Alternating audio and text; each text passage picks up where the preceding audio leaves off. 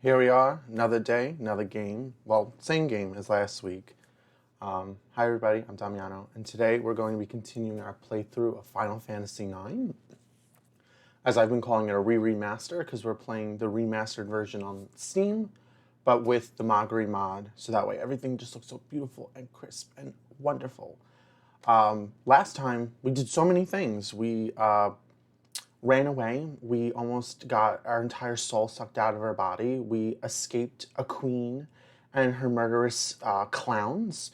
And today we feel like we're probably going to have to pick up telling our good old story to Ramu, one of the eidolons that we're going to collect.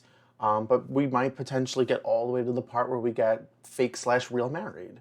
So we'll see where we get in there. I looked it up when I was thinking about what we were going to start off with today, and last time I was like, oh, I found the original disc set from my childhood. Like, this is actually from 2000, and it's what we used to play on the PlayStation 1. But the thing that I realized is, I couldn't remember exactly where the game split, because older games like these Final Fantasy ones actually were multiple discs. So there was 4 discs for this game. Whoops. But I never knew when disc 1, 2, 3 ended, because on these more modern games, like, there are no discs. It's just it loads to the next section. So we're actually on disc 2. We've soared on through. We're actually a little bit into disc 2. Which, if you look really closely, you can actually see Garnet is like not embossed, but like inlaid in the design in the back here, and I think that's pretty cool. And yeah, maybe we'll make it 2/3, maybe 3/4 of the way through disc 2, and we'll be on our way to disc 3 pretty soon. But let's get into it.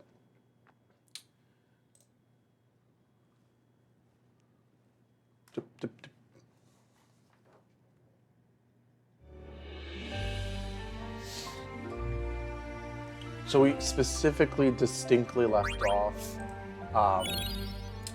right at the start of Pinnacle Rock. We're playing as Garnet, actually, for the first time.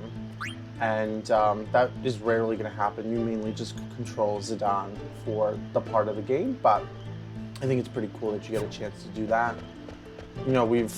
We're looking for a story right now. So in order for Ramu to agree to give us his power to be able to summon him, he wants us to collect a story. And so right now we're collecting different parts of this story in this meadow-like, grotto-like place. And each part of the story is named something different. So this piece is called Human. And there's also some treasure around here, which is great. So we'll get into like the full story of it later, which is why I'm not spending time reading any of these things, because we have to actually explain it to him to prove we understand what he's talking about. But there's also some good items here. We might have some of them already. So like, we already have the ogre, which is our strongest weapon so far, but that's not a bad thing, because when we synthesize items later, making stronger items out of other items, we want copies, because then we won't have to give up the items that we do have. I think we have to jump down and get that chest.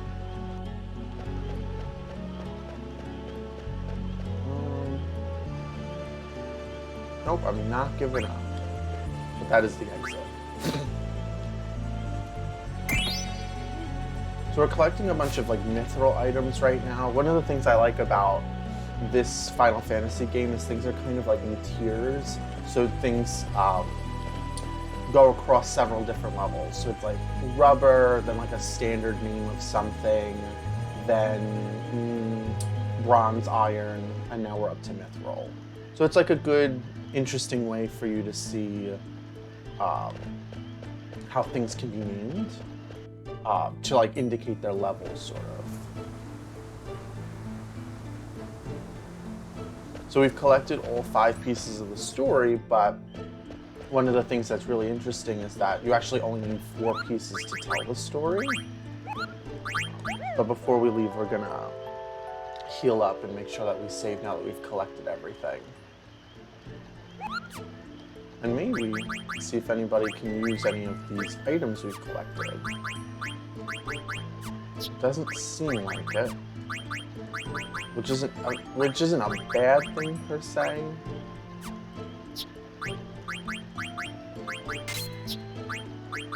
But there's some things we can do.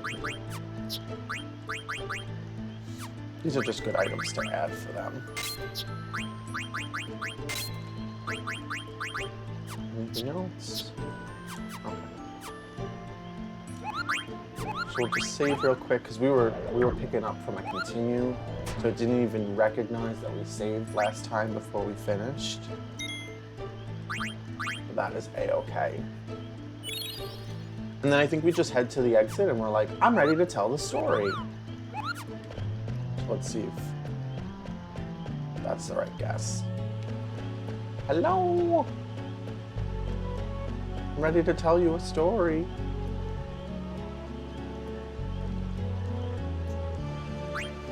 All right, so what's so interesting is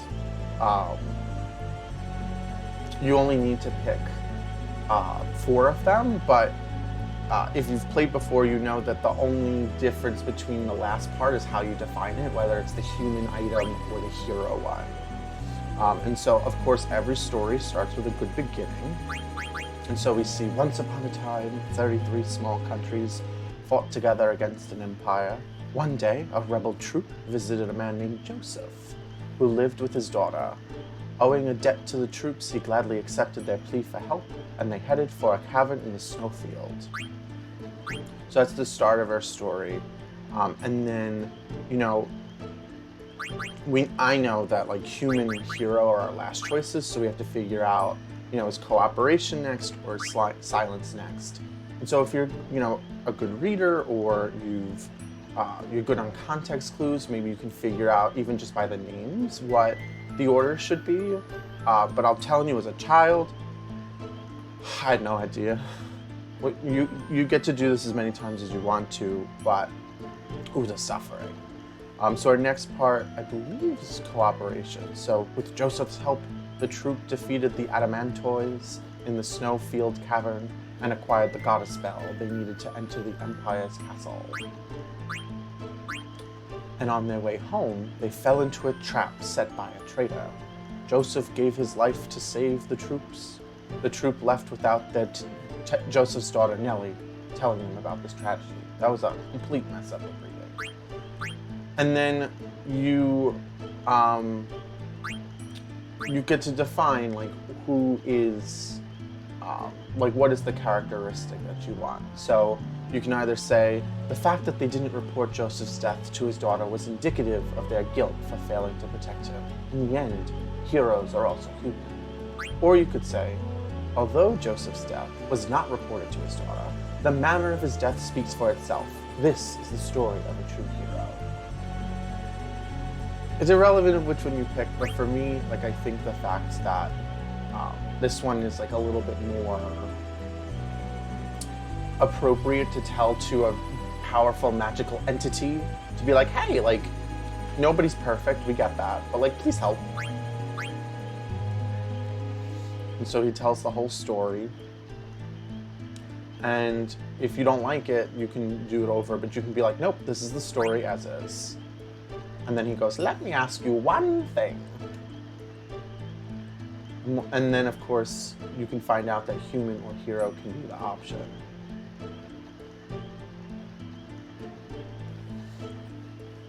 And Garnet, of course, gives a similar reason to why we picked human over hero. You know, the people in the stories have flaws, everybody does. But it doesn't mean that you can't be somebody to others based on your virtues or characteristics.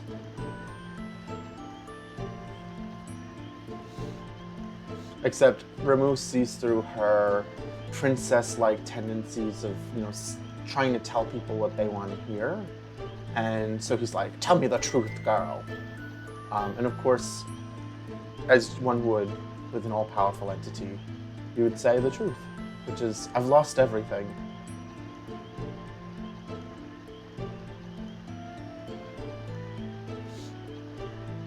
And so he agrees to be our technically first functional Eidolon to use.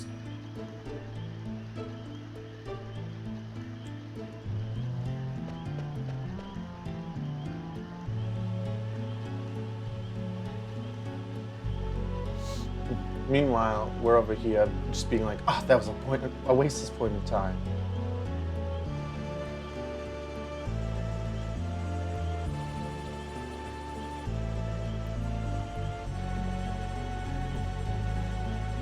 And so this is like what confirms that you could have made any choice.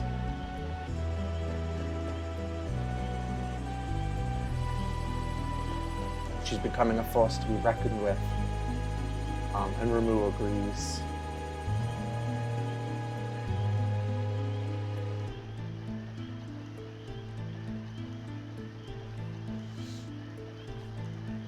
And so it was quite a game, but it was more about the morality of the matter.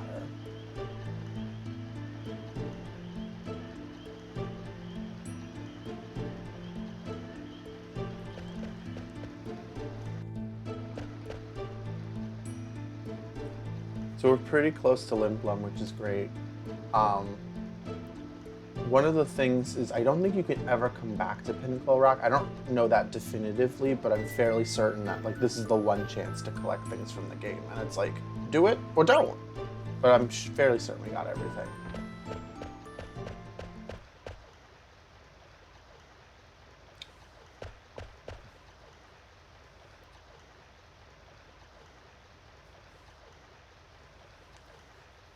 And so Garnet's ready to take on an element or an aspect of herself that she was not keen on before. And even though they're now ready, they're a little too late. As the Queen's Red Rose airship comes in and lays waste to Lindblum.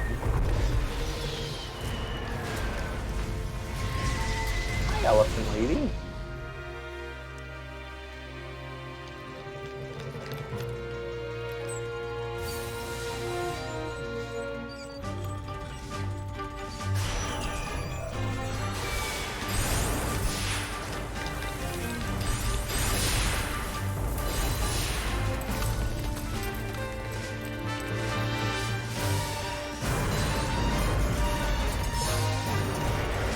So now they're taking apart the entire town. We can see that they've destroyed the airship that Sid was rebuilding with his hot mines. And the town is infested with black mage clones.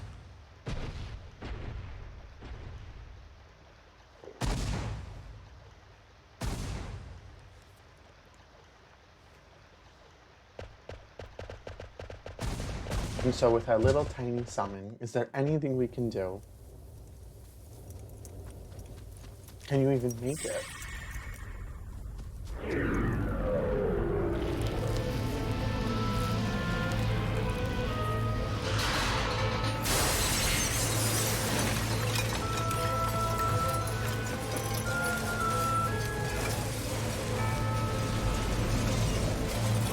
The one suck.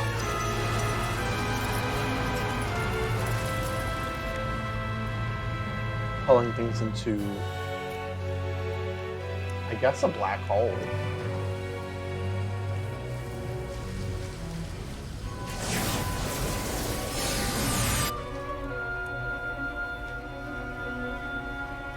And if you're wondering, no, we can't get that summon.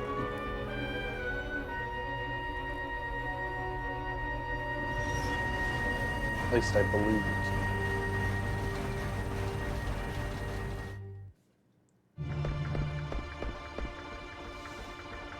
So we've made it to Lindblum, but devastation lays in every corner of the city.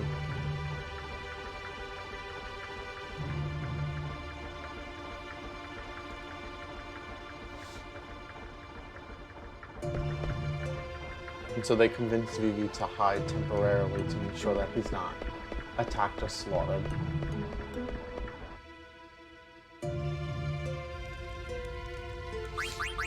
We can also equip Garnet with the first stone of menus. We need to collect these different types of stones, peridot, topaz, sapphire, even a diamond, because that's how Garnet learns her different summon abilities. Is everybody okay? Should I crush its head?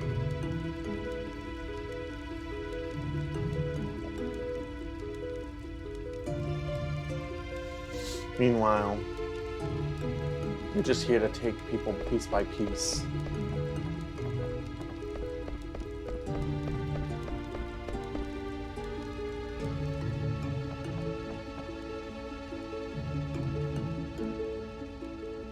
All of the air cabs are down.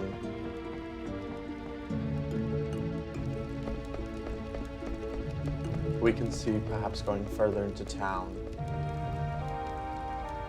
Perhaps there's somebody who can tell us what's going on.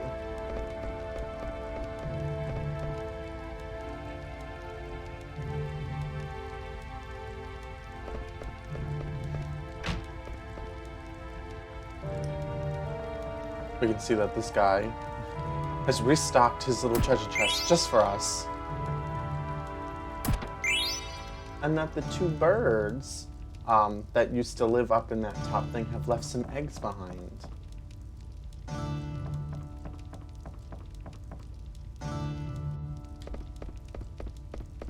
And Pickle Grandma. And old Margaret's been blinded.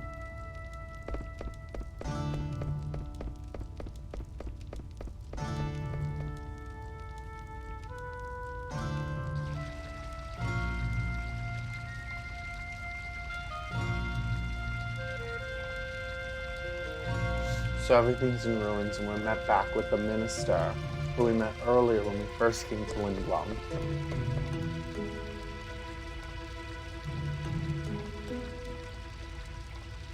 So the castle primarily wasn't attacked, besides the airship hangar.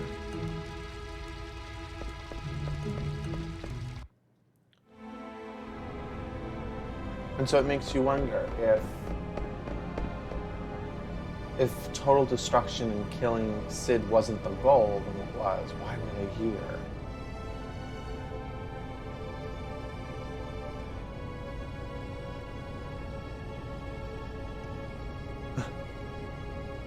The renowned General Beatrix is right. She can do anything.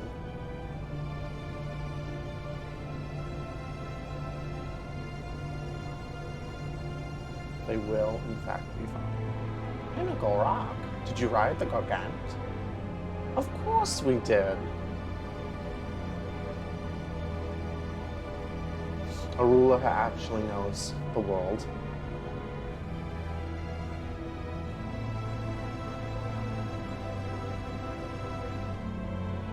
So clearly, there must be some type of Eidolon magic in Lindblom, but where?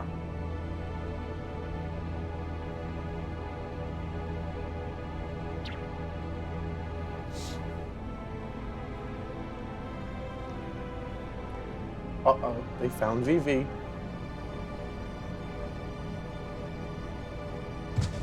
Now for plot-wise, listen, I'm all for the nostalgia. I love this game.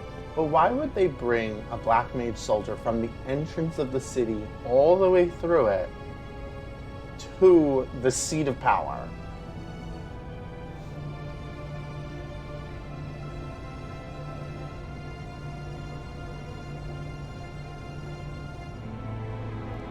It's only a disguise to deceive the enemy. That's a good, quick, on-the-feet thinking.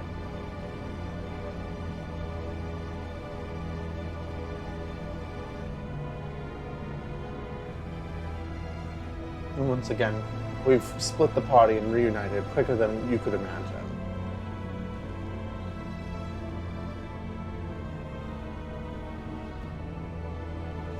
So Kuja, our man in the thong,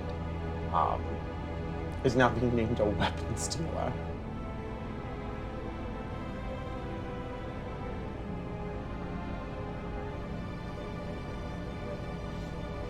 And that's what he took when he left in Burmecia. He came from the outer continent. And Garnet, who is a well-educated young woman who learns the lay of the land, is just interested that there are other continents.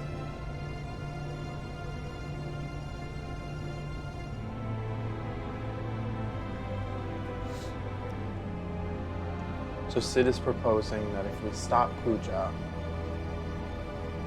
we can fix Brani. But one of the things that I want to point out is that both of them are saying the same thing, but meaning different things. Like Zidane's like, we'll just stop him. Like Dagger's like, let's end his life.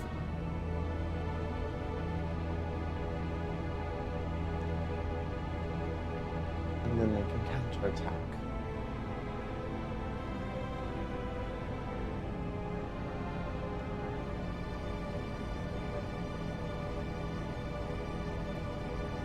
But now the question is, how do we get to the outer continent? And where's Quina? No one has seen Quina in 100 years.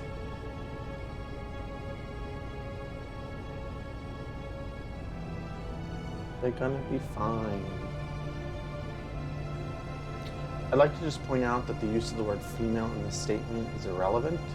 I mean, technically, Steiner's a captain, not the male general, so I'm just saying.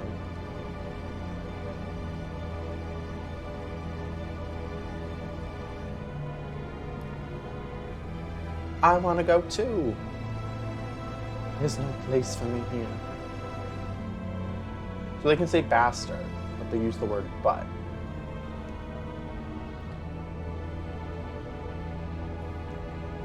The mist only exists in this continent. Okay, so give us a bow.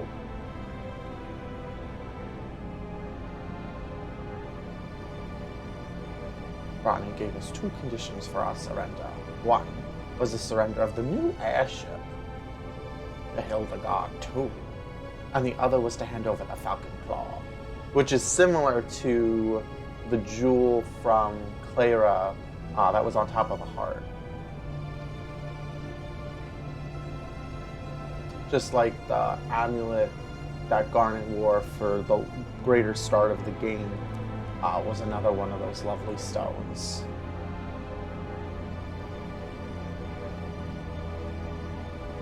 There is a way.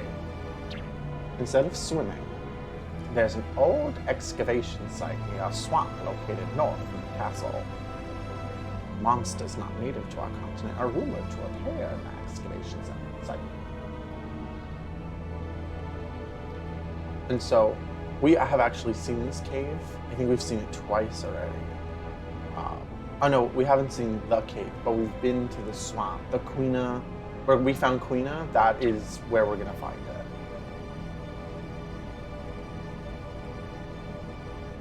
it. Thank you for the money.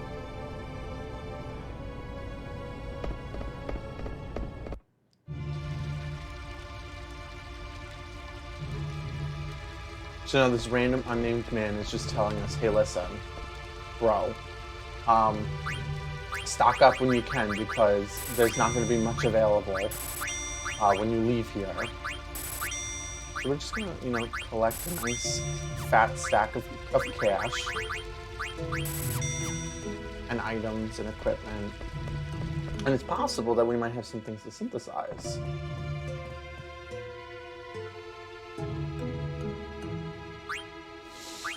So we have almost one of everything. We don't have this, so we'll grab one of those. I think we have Thunder Gloves, so when an item is equipped on a character that's not actively in your party, it doesn't tell you if you have them. So like, for example, I'm fairly certain Steiner or Freya have Thunder Gloves equipped to them, but because they're not in the party, that's why it doesn't say we have it. I think the same is also true for the Mithril Helm, but we'll grab one of those because I feel less confident about that. And I think we can access the Synthesis Shop, which might have some new options in it.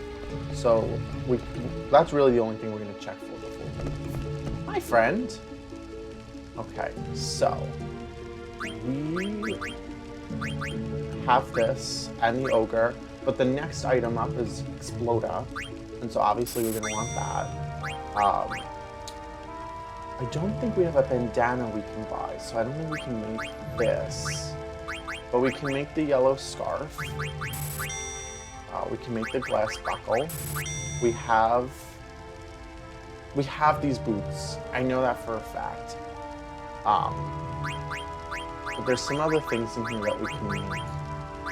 This, this, and this. I believe we even have magician shoes, but the only thing I think we're missing right now is the ability to create the silk robes, and we need a bandana for that. And unfortunately, feeling pretty confident that Freya has the bandana on her. And I did not see that as an option here. Oop, did I just pass it? Yep, okay. I was wrong. So we can head on back now and create that last item. All of these things that we're making are mainly accessories, so that last slot, definitely not a bad thing. So let's take a peek. So we have desert boots, and we have a few different abilities here. So we could do the coral ring right now, yellow scarf. I think we'll do the power belt though, because that counter ability could probably come in handy, especially near the beginning of the game. And of course, we're not going to unequip this right now until Garnet learns how to summon remove without needing this item equipped. As for these other items, it doesn't really seem like we've got anything else going on, so we'll kind of just leave it as is.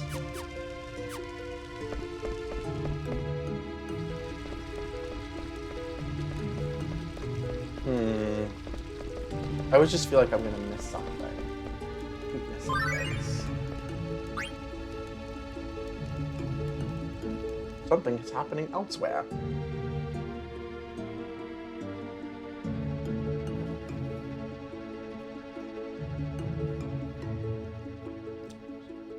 So they're doing something and experiencing civil disobedience.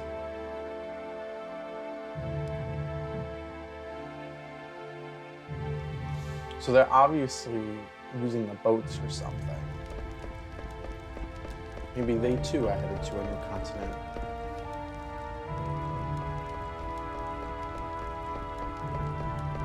Excuse me, coming through. Can I leave, or is it going to be like, you need Vivi?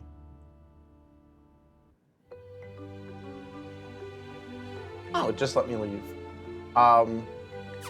The thing is, though, we actually don't need to be over here. We actually have to be down at the bottom of the mountain. And so, even though we could do probably some level grinding, it'd probably be best to have more party members than not. Hello!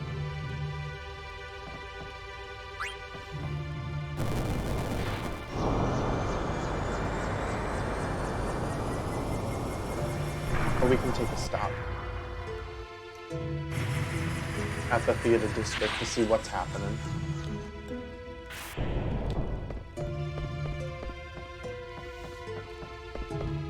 And then I think we might have to go back to that original spot to talk to a guy to be like, take me to the castle.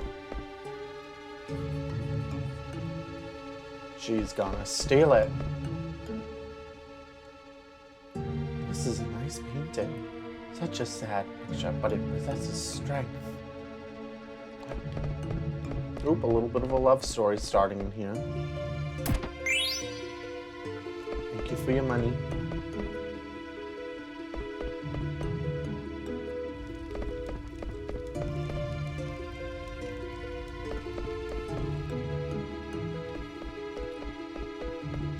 I don't think I've ever seen this character model before.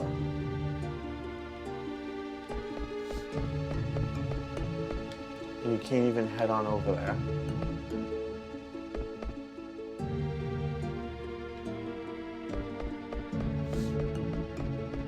He should go to Alexandria and work for Ruby. Hello, children! Please give me every item you have.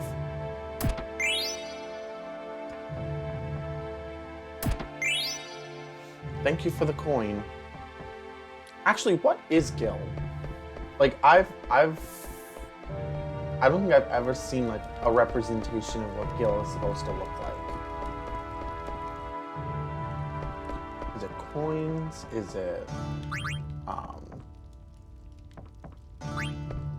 Is it like paper money?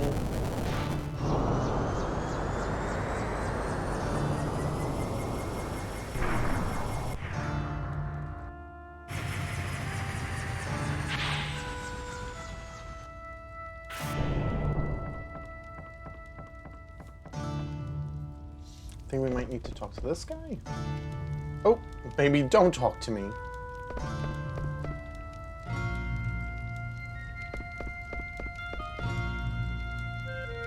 Okay, but who do I... Oh, do I talk to the man from before who was like, stock up before you go?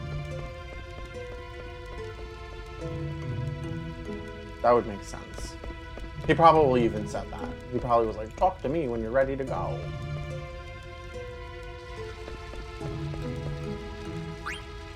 I'm ready.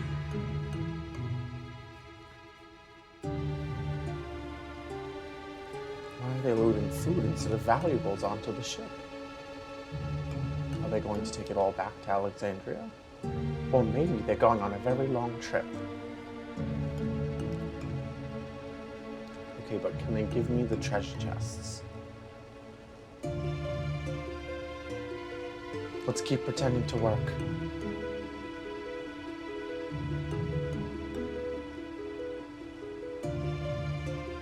They want unlimited power.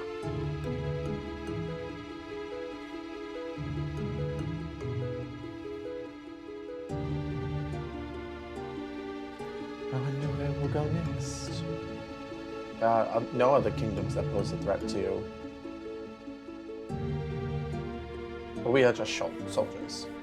We should never have thoughts for ourselves.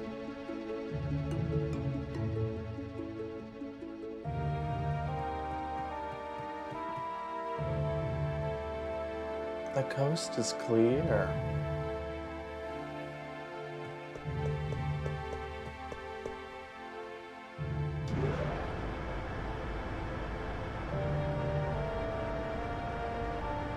I wonder what your mother's going to do next.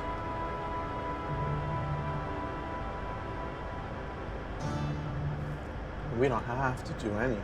But that's what you said you wanted to do. What if something happens to either of you? I mean, realistically, although he's most likely prone to accidents and Vivi is like under the age of 1, like she's probably the most in danger.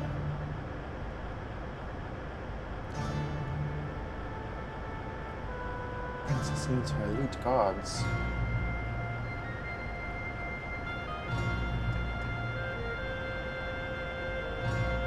You'll be fine. It's okay. You're alright. We're gonna stop your mom. The epitome of mommy issues is real.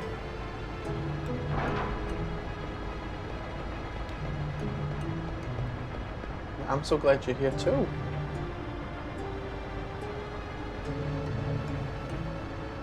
Where could he be? Guac, I did it!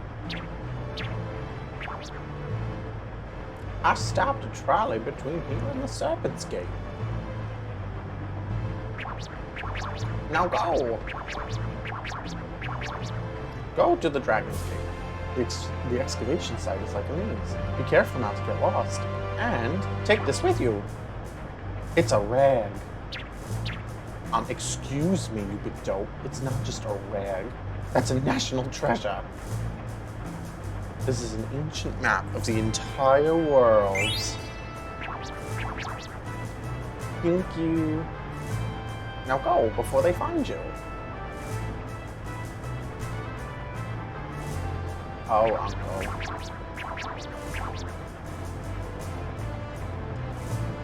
It's a little gross that the bugs are harvested for their oils.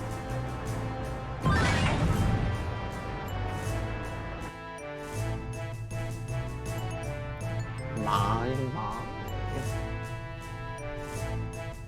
Why did they take so long for supplies? Because they're tricking you. It's a lie.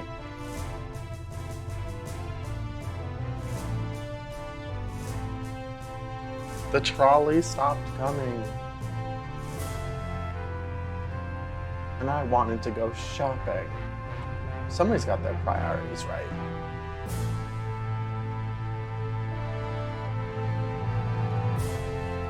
They should just do what you should never do. Jump down on the tracks like that. And, you know, run on the trolley tracks. What if it came soaring at you? Hello, Moogle. I don't have any mail for you.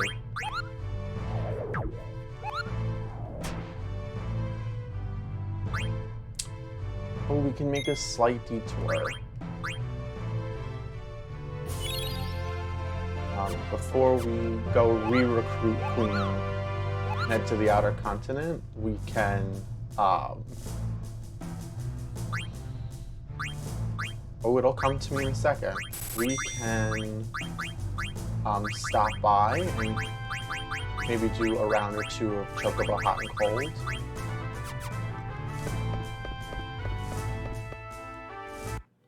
But we'll play it up on speed up mode, so that way we don't actually have to do any of that.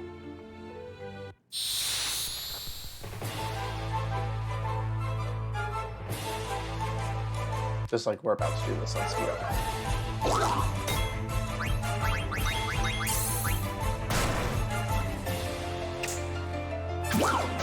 Burn!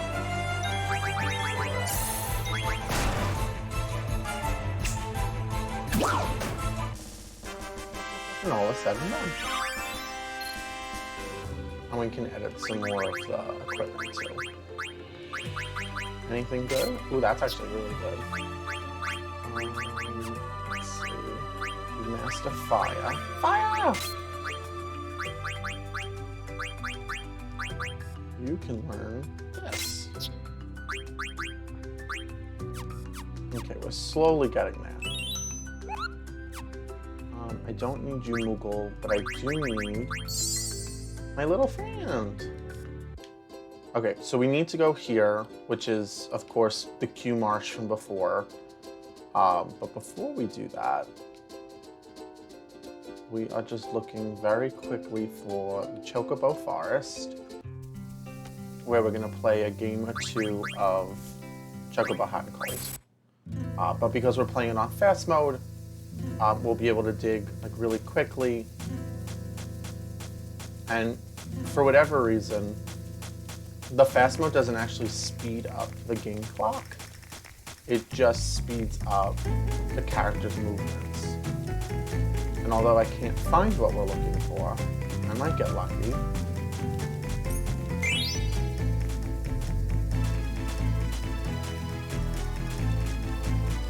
Hello? I know you're in here somewhere.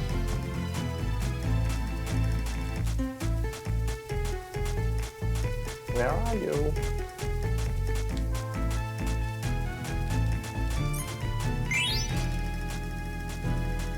Hello?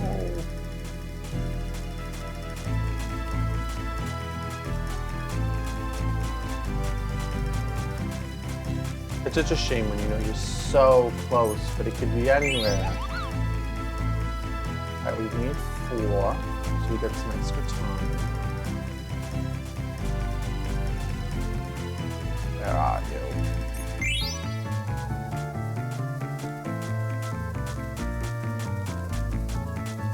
No! Alright, but we still got some items.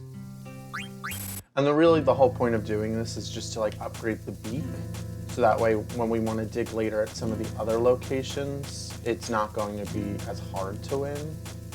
But if we find a chocograph or two, I won't complain either. Because they do lead to some good little trees. It's clearly over here. Dig! Keep digging!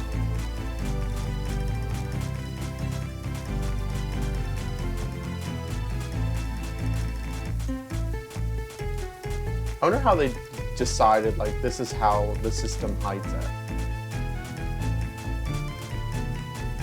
Hello?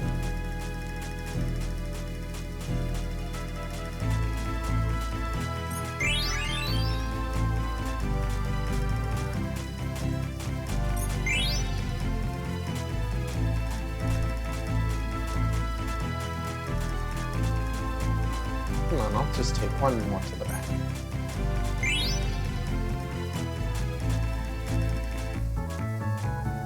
Alright, we will just do this one more time. Just to make sure we didn't miss a chocograph. But maybe we just can't find any right now. Okay. I said we weren't going to find one, and then we immediately found one. Might also be one we can briefly search for. Oh, we found a chocograph piece. So we're going to need to find another piece in order for it to be whole.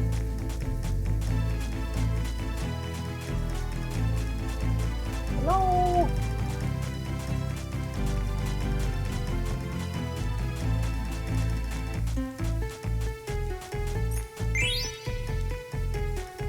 Okay, so we got some more time.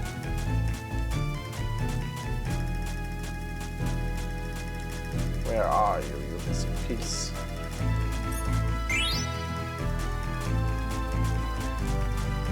Hello?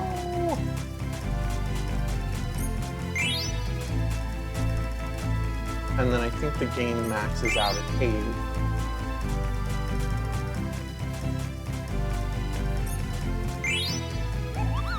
And it's like, please, stop, you're gonna put me out of business. But it's okay, we found what we needed. Can I see the chocograph piece you found? There's a message on the back. It's faded though. And right now we have 305 points. Doesn't really do much for us right now, but maybe in the future it will.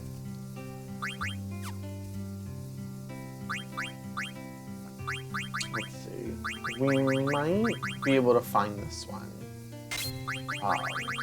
It says it's by a city with high winds, so that's Clara, obviously. We could get up there right now, but we'd have to go through the whole grotto again, and I think we're fine. I don't think we need to do that right now. But at least later on, when we get the boat and the airship, like we can head up there and not have to struggle for it. Hello, my little friends. All right, we're just moving fast through here so that way we can be like, hello, Queena.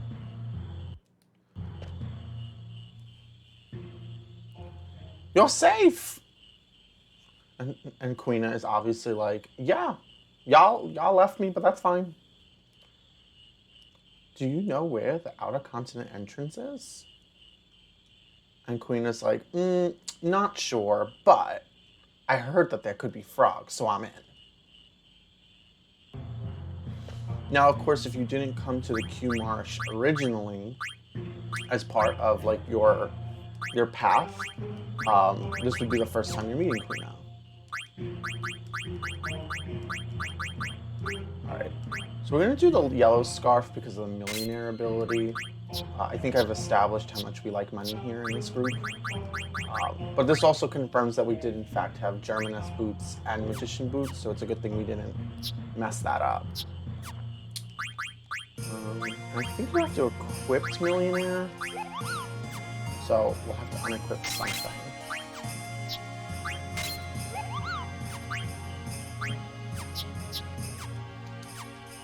But because Queena doesn't know where the entrance is, we have to look around. And I believe you can't find it naturally. I think you might have to ask Quail, which is like Queena's culinary master. But first, let's get some frogs. Thank you for the golden frog. I think we're just capturing 10 right now because, again, not 100% sure, but fairly certain that there's like not a limit per se, but more appropriately put, there's like breeding rules. So like if you take all the frogs, they don't come back so quickly.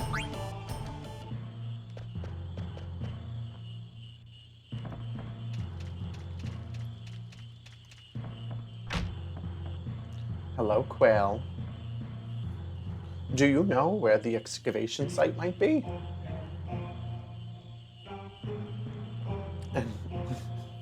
Maybe I've heard about it, maybe I have not.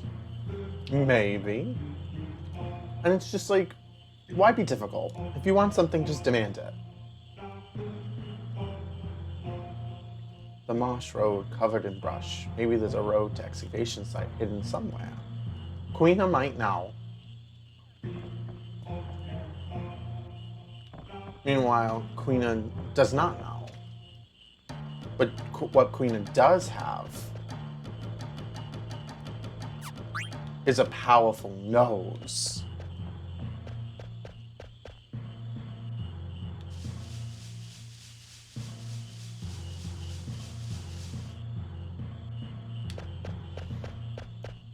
And so if we're lucky, Queena will help us find it.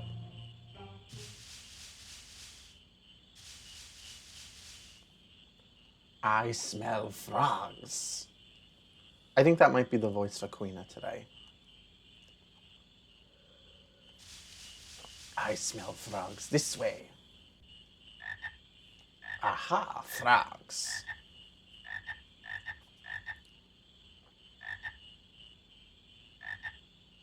Oh!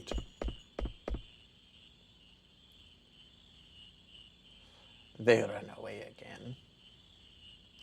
Wait a minute, Queena, you found it. This must be it.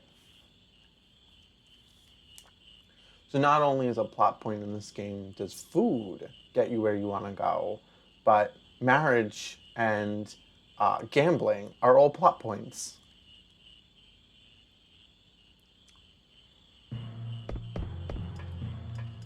Oop. I don't know if you can hear that, but running on the stone has an effect, but when you step on this, it makes a clanking noise. I love attention to detail like that.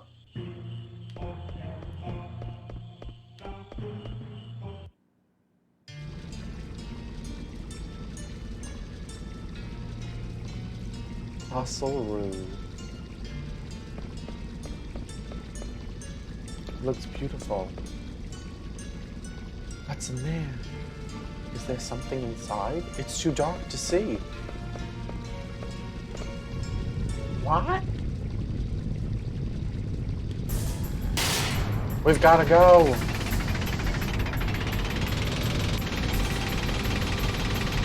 Now, I think you can fight this thing. That doesn't mean you win, but I think you can fight with it.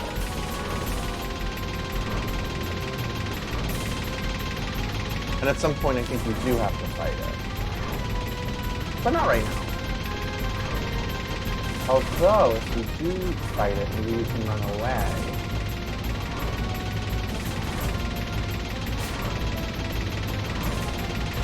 Oop, get wrecked.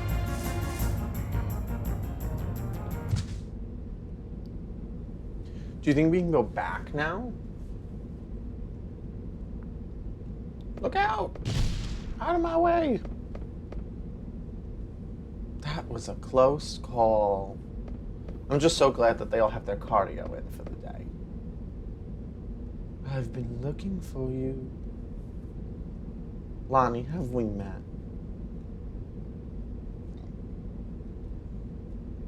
My mother wants me. Oh, but I've got bad news for you, princess. I just want your pendant. Let's have it back. Hand it over. I refuse. Listen carefully, princess. You escaped unscathed from the monster, but you're not gonna be so lucky with me.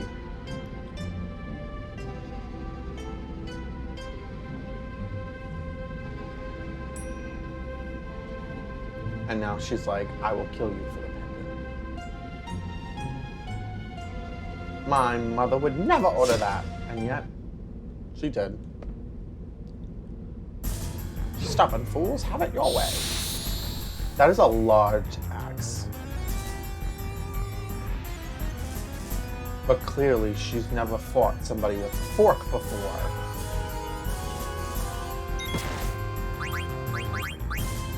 We'll use our summon for the first time.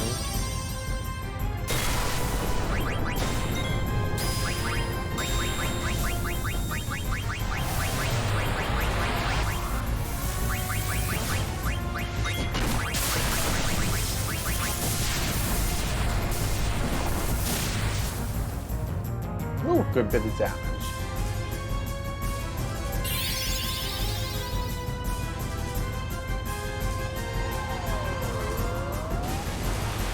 Rude. Oh, she took us right out.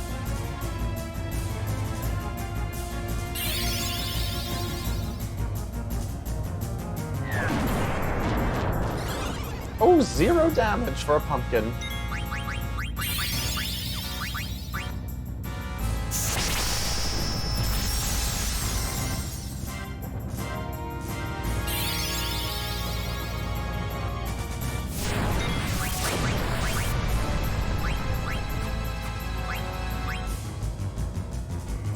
One of the things about the summons is that when you cast a summon, if you get the full animation, oh, she's down. If I remember correctly, if you see the whole summon, like the whole sequence, it means that it's going to do a little bit more damage.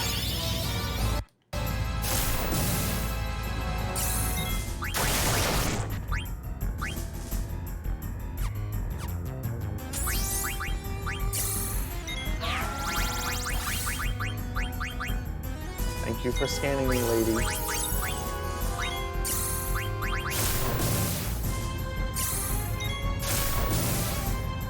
If you would please stop taking out the princess, it would be appreciated.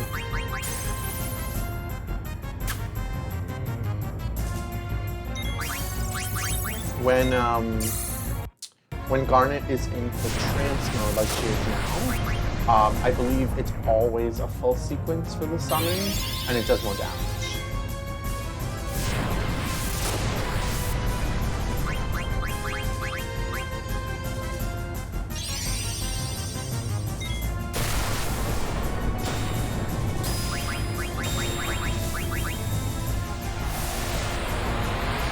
I just realized he has no nose. Oh, picked up his skirt.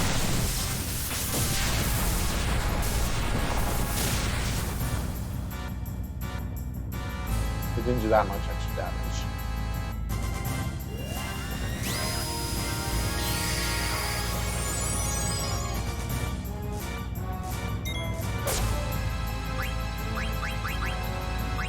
What do you think you're doing?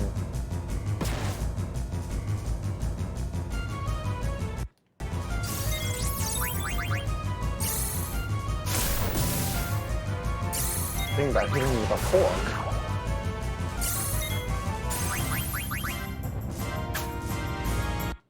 You're pretty good.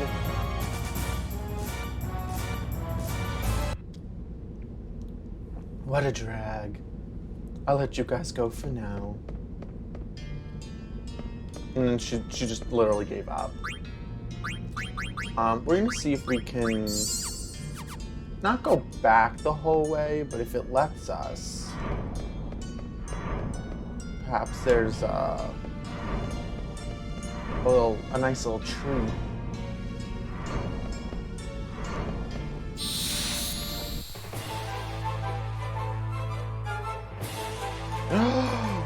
Oh my goodness. The hair.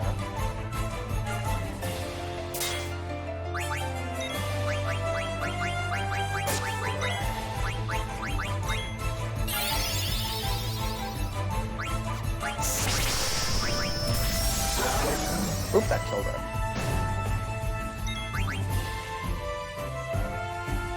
Queenie, you can't eat the thing at full health.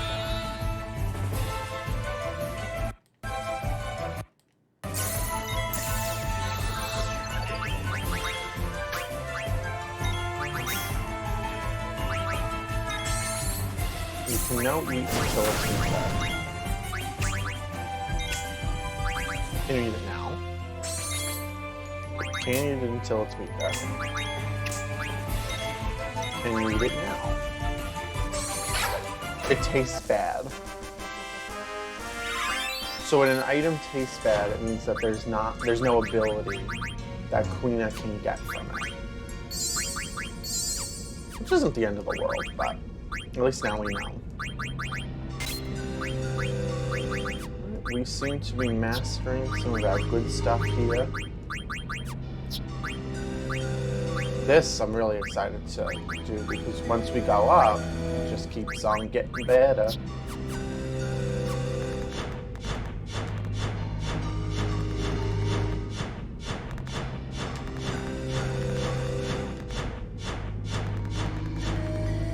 To save some time, we're just gonna do that. Oh, we found an elixir. Not really worth our time, but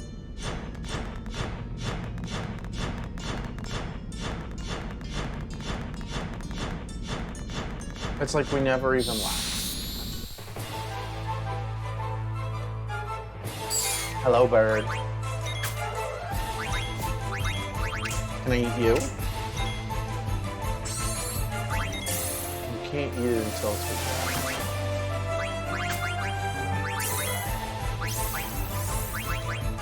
Ooh. When something can heal itself, you know it's going down. Oh, it's dead. So I guess we won't be eating it at all. Alright, and somebody learned an ability, but it went by just too fast. That's okay.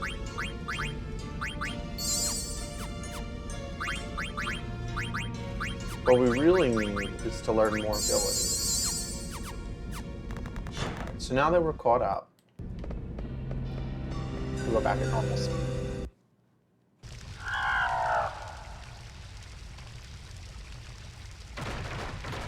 Oh my goodness, more Gargants. Except these are blue. And it's untamed.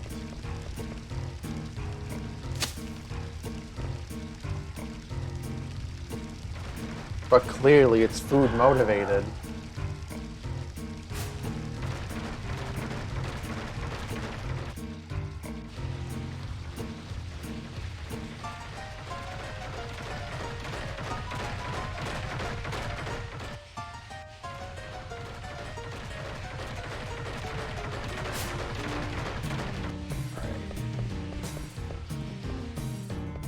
So this part is like a little bit of a puzzle. But there's people down here! Are you here for treasure too? Treasure? What are you talking about? It has treasure and fossils. No, we're trying to get to the outer continent. You're trying to go outside? Honestly, I fight with that.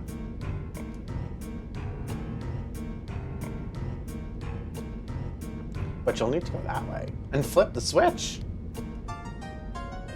The Gargants hate water, so the switches like change the piping, so that way it'll go the way that you want it to go. But before we go and flip that switch, we have to talk to Stiltskin, who's gonna want more of our money. But it keeps him on his little journey. Hello, Monkey. Monkey. Okay, you don't have any. Oh, you do have mail. I'm bored. I'm so bored. Hint, I'm behind a wall.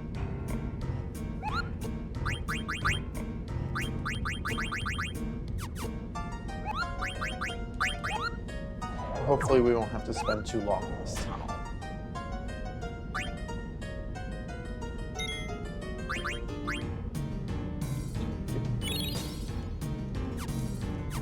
And we're rich!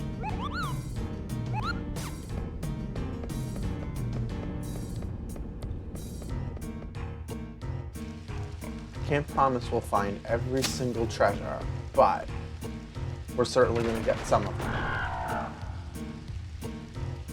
So you're going to see a little icon. I think it's in the corner somewhere. Oh, okay, it's right there at the top right. So like it's saying, oh, because it's of the water, it's going to go this direction instead of the other way. And we found a switch. So if we get back on the Gargant, because this was path number 1, instead of going to the left and going back the way we came, we should be going the other way.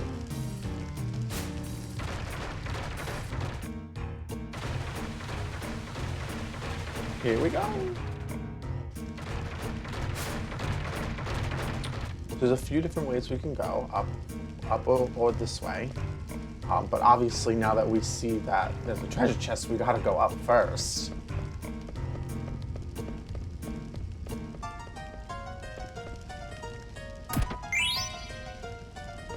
Oh man, that wasn't anything good.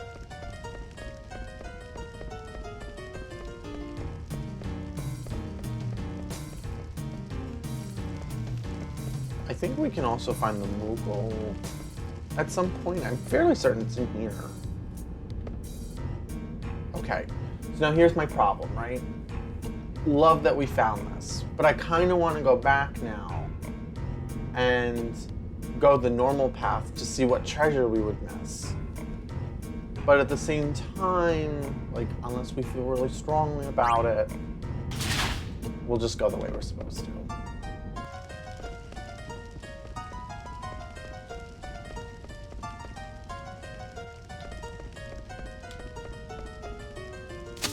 Because it will take a long time. Not a long time, it will take effort. We're just going to do this at a little bit of a faster speed. That way we don't have to watch us do the same thing.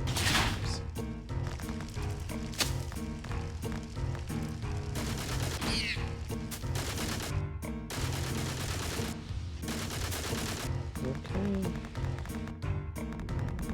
Coming through. Thank you for your money.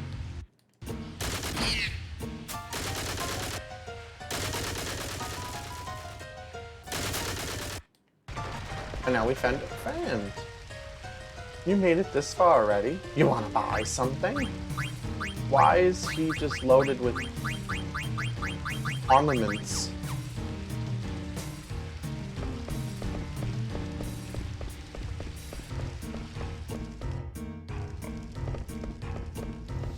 Okay, so this will change the path, but unlike the first switch, let's see what it has. We can't lose them all.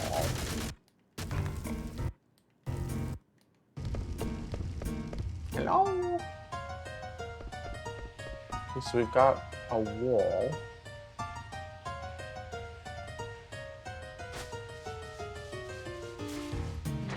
Oh, we got spit on.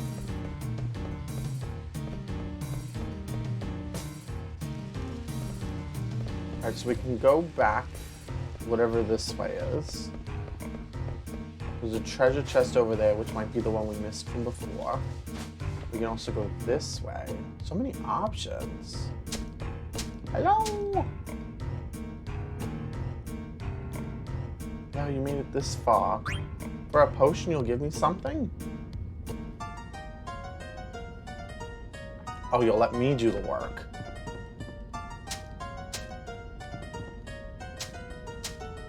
Oh, but can I do this? Is this the wall?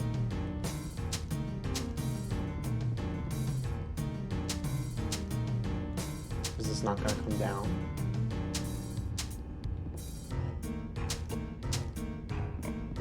Oh, see? Come on. I know you're behind there. Open up.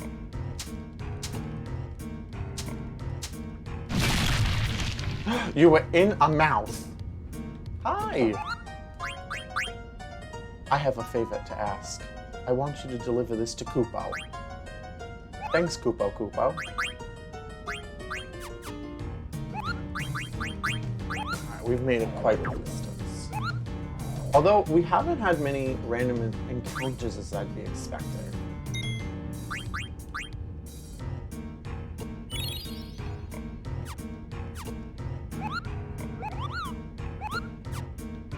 Which I think is why we have the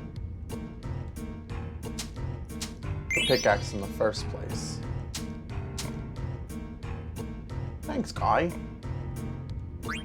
I've had enough digging for a lifetime. What's this way?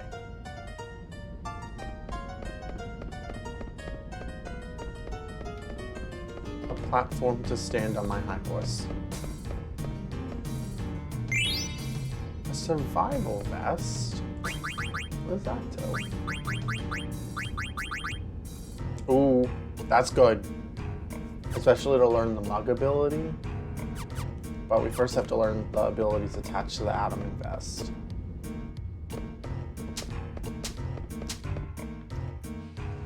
You know, one time I went rock climbing, like in a place, not like actual rocks. I couldn't do it. I just psyched myself out too much, I guess. This would kill me. You will be shut out once you flip the switch and go outside. The Treasure Hunter Society. I guess?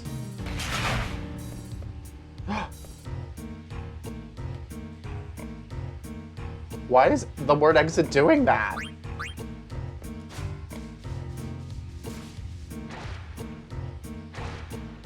I'm okay with missing a few treasures. At least for tonight. Oh, but now that means that I didn't check out what I'll get if I go this way. One day I'll learn. Today's not that day. No, I can't go back. That's okay. This light. There's no mist here. They don't know what life is like without the mist.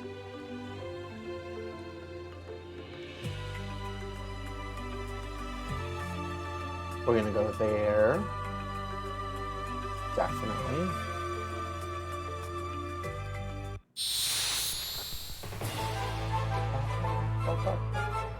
Well, let's hope that nothing in this land can one-shot me.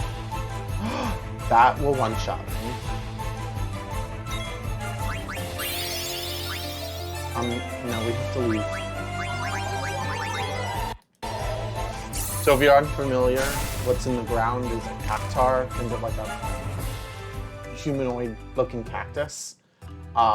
Normally, not the end of the world, but in Final Fantasy, they have the ability called 1,000 Needles, and it always does 1,000 damage. And so, just looking at the numbers real quick, we're not able to handle something like that.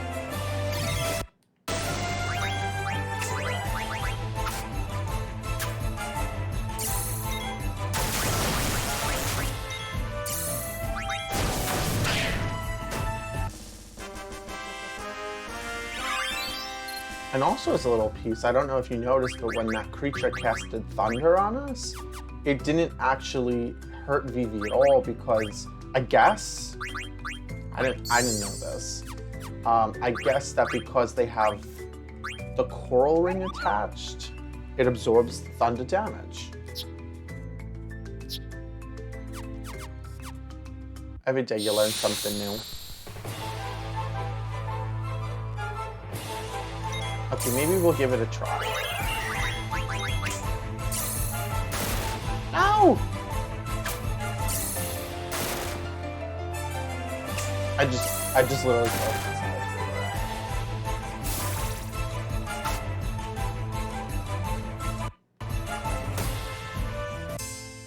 I'm done. But I think I've made my point.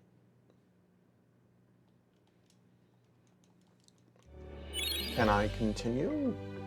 Okay. Not the end of the world. We'll live. Now, if we were playing on the PlayStation, you had to load back to the last time you saved. Hi, Miss Ladybug. Oh, she's got such a nice, cute haircut.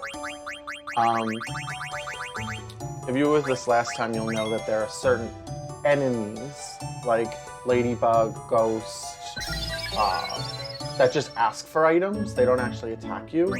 And if you give them what you want, or give them what they want, they give you like a boon of APs, like a lot of ability points. And they pass you on to their next friend. So they're like, tell Yeti I said hello. Except there's one that's a cat that just asks straight up, give me a diamond. And obviously, you wouldn't want to do that because you need the diamond. And it's also like a liar. Okay, we're almost there with some of these items.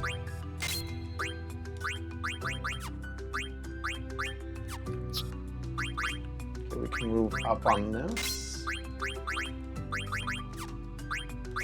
And anything else? Okay.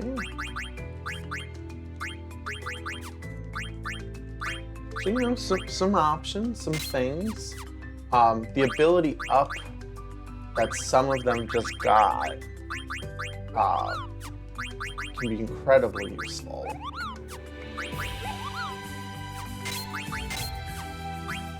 And I know what you're thinking. Why would you get rid of petrification? I really don't think it's going to show up for a while. I said that last time and it did immediately after, but I'm feeling a little bit more confident.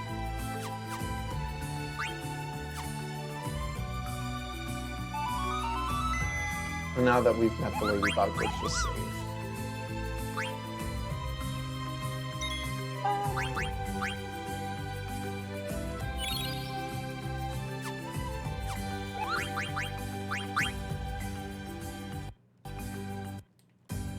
Yeah, call me anytime except when you just want to talk. Then don't talk to me.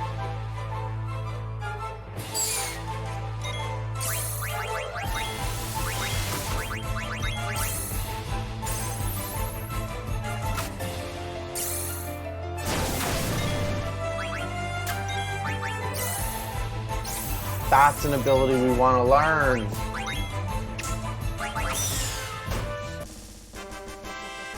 And obviously we can't do that if we kill them.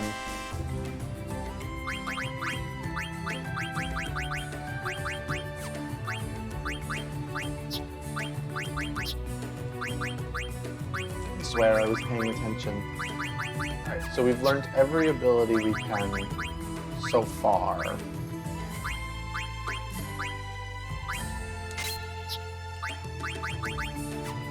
That can be equipped for VV.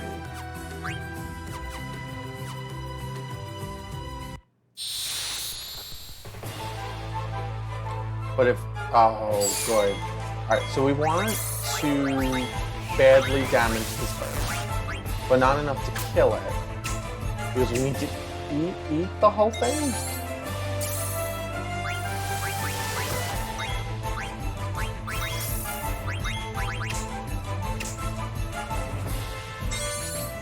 But we can't eat it unless its health is below 25%.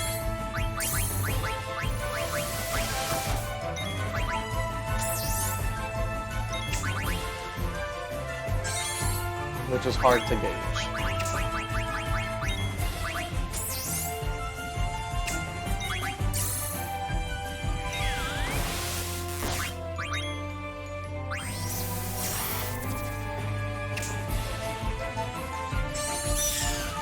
Awesome. So the White Wind ability, kind of like the Angel Snack ability, which puts Remedy on every single party member, will heal them. And so that'll make things nice. And Dagger just learned Cura, so we're going to be able to use less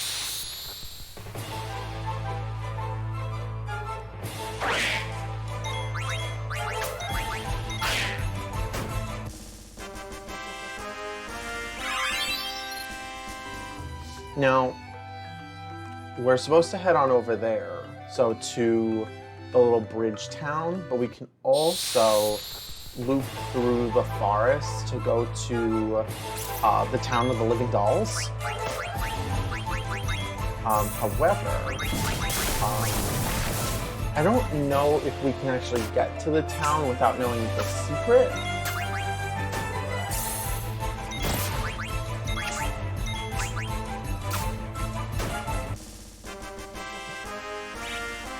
But we'll see if we can do it. There's also another marsh here, which won't have our friendly... Oh, it does have our friendly little guys. But we can also catch some frogs here. So we'll probably get five more here. The layout's a little different. Oh no, I let it go. Why would I do that?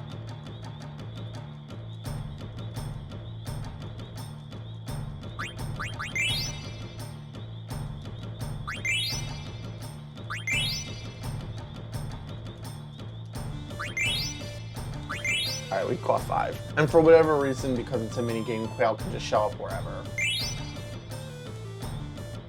Alright, but Quail, it's time to go. Queen, it's time to go. Ultimately, when you get 100 of them, Quail comes out and is like, so, you think you're a master gourmand? And you actually have to fight Quail in order to get... I believe it's in order to get Queen's like ultimate weapon. Every character has an ultimate weapon of swords, and I believe that's how you get Queen's.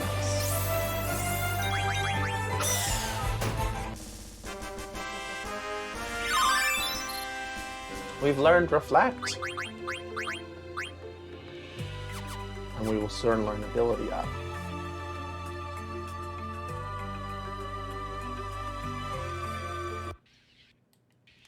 So, this road leads to a dead end. Okay, so I don't think we can do it yet. I think it just is going to keep taking us in circles. We kind of have to learn the secret, and there's like a plot point we have to learn.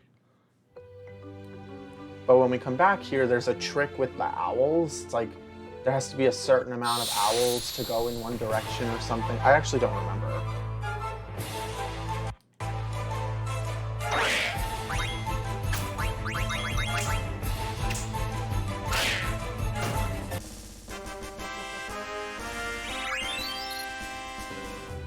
But the little detour also lets them level up, so I'll take that.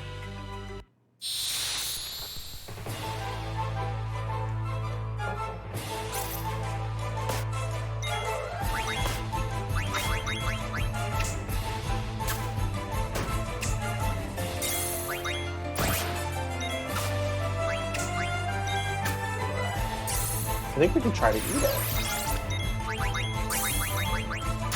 It's invisible!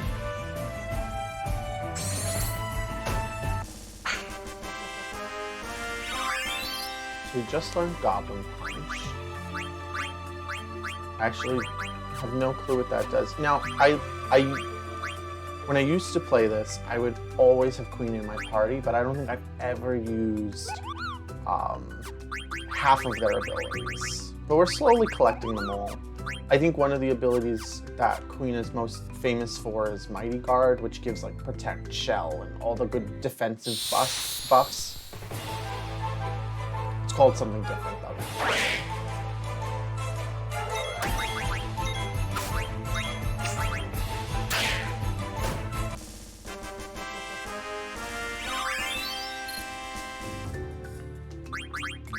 And now that Garnet has learned Ability Up, we can change to the next.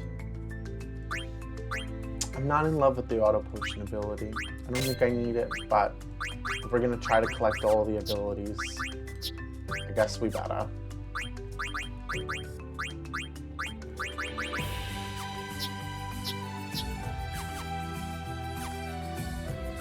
Alright, and we'll go back to normal speed now.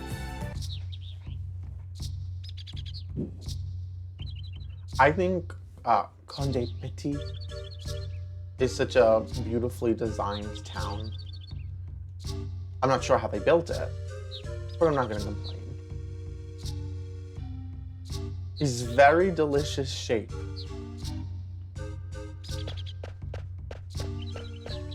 All they ever think about is food. Well, all you ever think about is girls.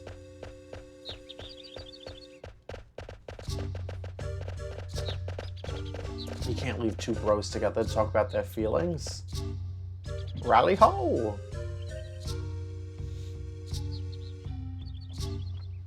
What's up with these little guys? Rally ho? Rally ho! Hey, hold up. Rally ho! Oh, come on. Rally ho's our sacred greeting. If ye deny say rally ho, then you cannae enter Conde Petit, hometown of older dwarves. Now wait just a minute. Rally ho! Rally ho. Rally ho! You can pass. I think that's funny.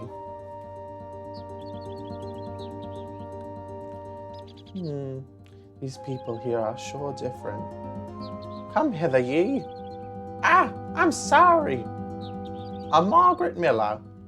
And just where you think you're going, you're always loitering around. Wished would you stop heckling me for once. Away with ye. Pardon me. Where would you be without me? You needn't say it so angry.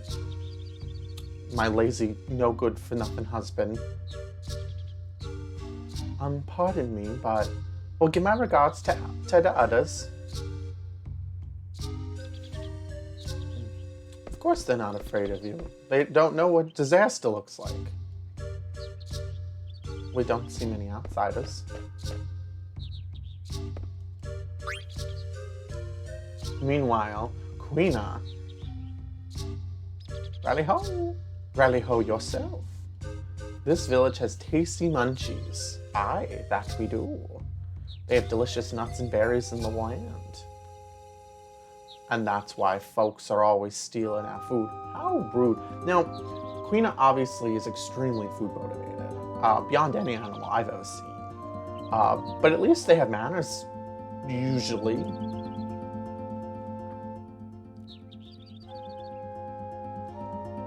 That pumpkin bomb is for 1,000 gil.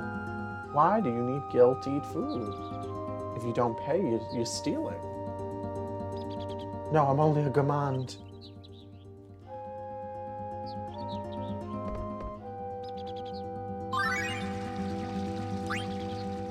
Queen is just having the hottest time ever. Ooh, recipe exchange time. I'm not a thief. Nobody said you were. Or are you hiding something? Why do the dwarves have, like, typical names? Like, I'm not saying they can't, but if the Burmesians and the Clarins have, like, similarly followed schemed names, and the Q people, which is what Queen's race is part of, almost all of their people that you meet start with a Q. Why is the dwarf's name Matthew? And Richard? And Margaret?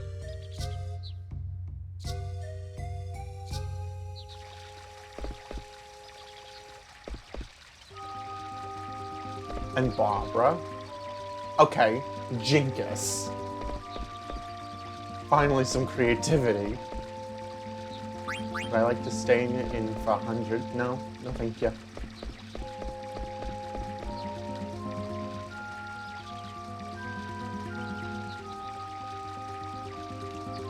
Okay, but is there anything in them? They kind of look like sinks, not fountains.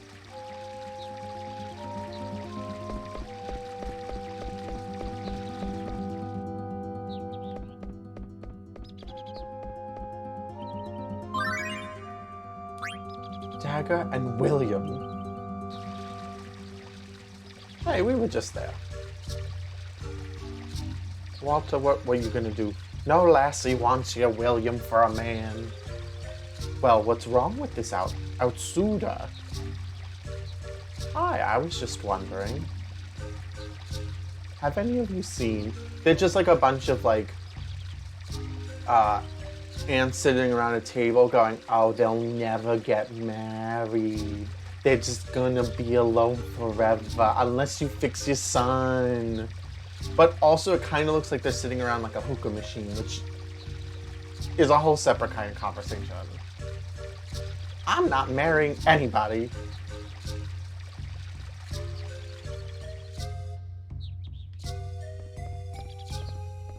We have a floating boat over a giant hole.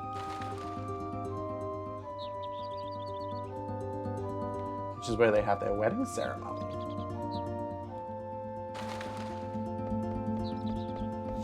And if me and Bessie gets married up there, we get to go to Sanctuary.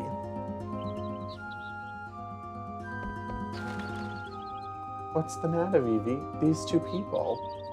That hen you cooked for me was awfully good, it was. What way did you cook it? Oh, Kelly.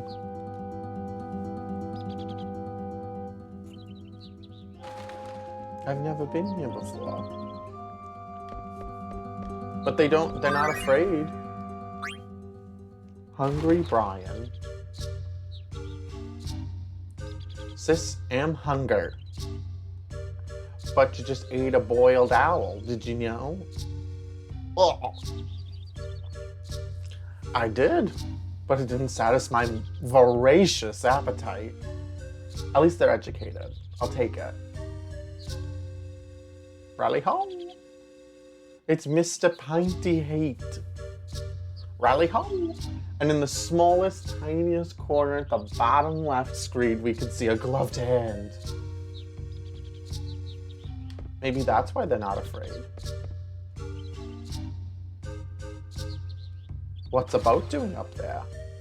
Boat? I don't know what you're talking about. What's a boat? Can I go this way? I cannot let you pass, lady.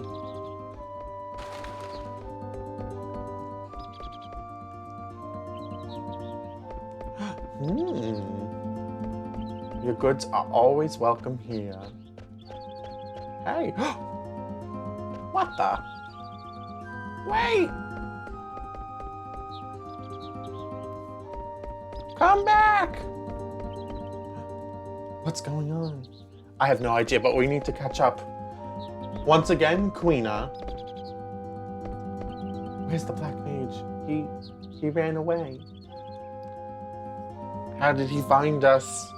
Do you know the pointy hats? Nay, I said Pinty Heat. They often come from the southeast forest to trade with us. There, you mean there's a lot of them? And they live near here? Oh, yes. They live in the southeast forest, but don't you forget. They live where the owls don't live. We might find some clues. All right, we're gonna go to the southeast forest, but first, we of course need to raid the shops.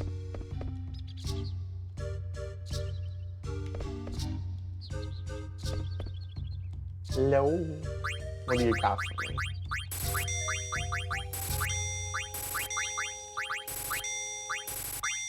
I just like everything to be a nice multiple of 5.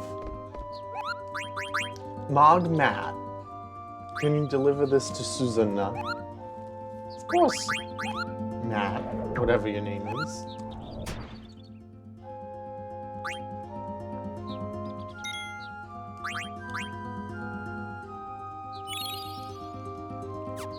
I don't know if we can get access to it right now, but I know that that area where Queena was like, I'm not a thief, and they're like, we never said you were. This is like a little shop. Rally home. Okay. So we can get poison knuckles, but none of our characters can equip the poison knuckles. So who could this be for? we'll just keep it on file for right now. We've got some new weapons though for Vivi and Quina. We have a magic armlet we can do, a tiara, a hat. We already have some of these things, but we're running out of money quick.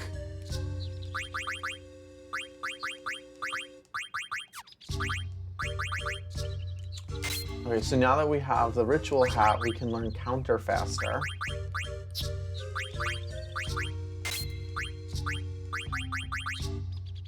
With the tiara, we can learn some new abilities. We're really trying to load up here, you know?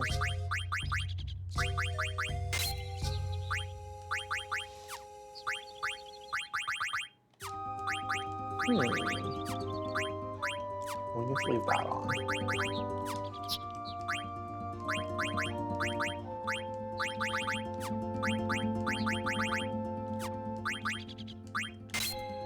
So we're really bringing everybody up today. And then naturally, they're like, you're not allowed to come.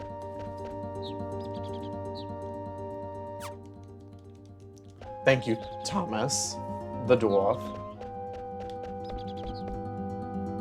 Now we can use a tent or we can use Gil to replenish all of our stuff. I figured we'll just use the tent. But we'll do that on the world map so that way we can speed it up and go faster. Goodbye!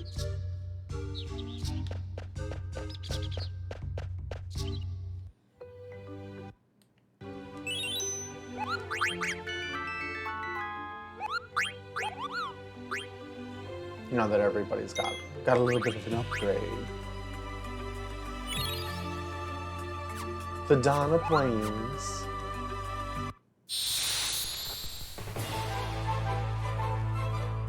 We're also going to just take a brief moment to level people up a little bit and collect some money, of course, because once we get to the Black Mages, they're going to have their own shops, and I want every single dollar.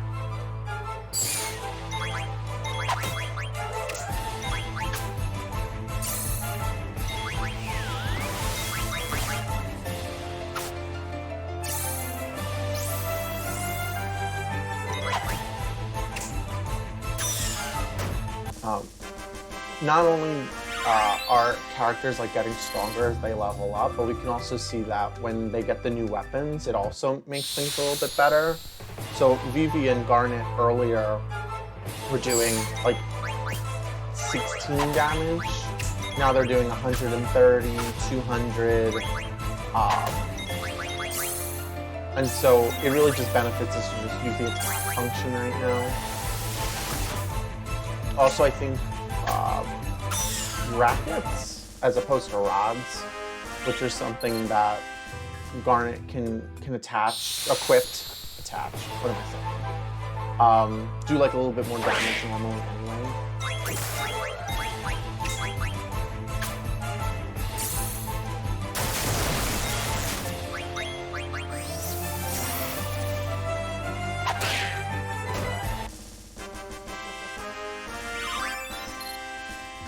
We've got a new ability down on lock. So now we can change off this magic armlet to see if somebody else can use it. Doesn't really need it. Could benefit.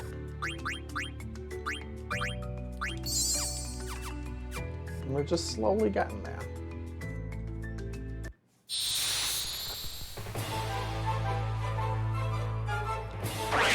And I'll take these guys anyway.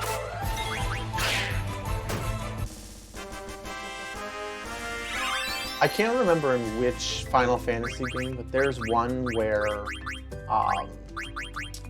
like, if they don't attack, like if they don't participate in battle, they just don't get any experience. It might be Final Fantasy X. I feel like that's right.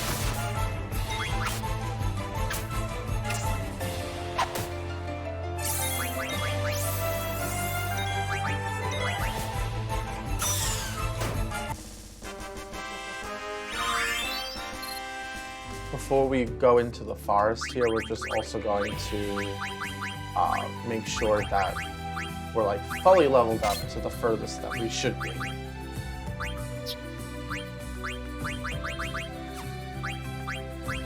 But fortunately, since we have the ability to just speed up the game, like it won't take that long. You don't need the vest anymore. Oh, but somebody else is wearing that survival vest.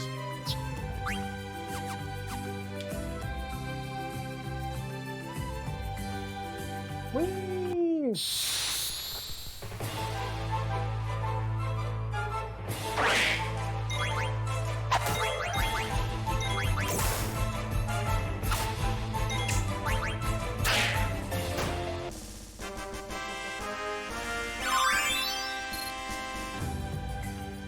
And everybody is just leveling up so nice.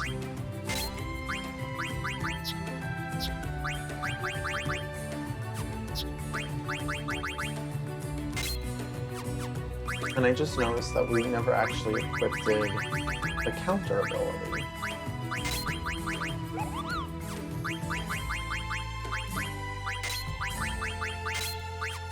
In case we need it later.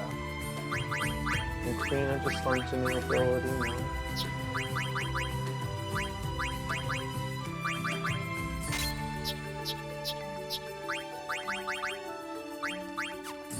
Just trying to share the wealth here.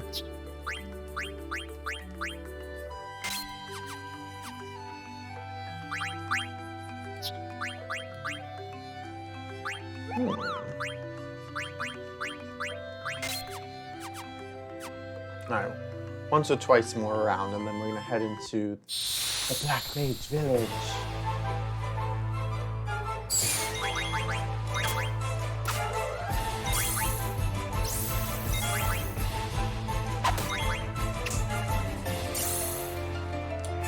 If you're wondering what the little down arrow that shows up when Vivi attacks, that's slow. So like enemies have their own ATB bar like we do at the bottom right of the screen. We just can't see theirs technically. And so when it's slowed, it goes slow. And that's because the oak staff, that every equipment piece in this game that's a weapon has like a secret stat attached to it, like a status effect. And when you have the ability called Add Status equipped, where is it? It adds that secret status effect to that. So the oak staff that Vivi has that secret, like, oh, I'm gonna do the slow ability.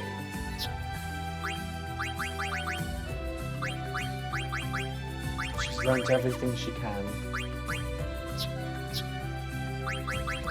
At least for right now. Which means we can go ahead and head into the village.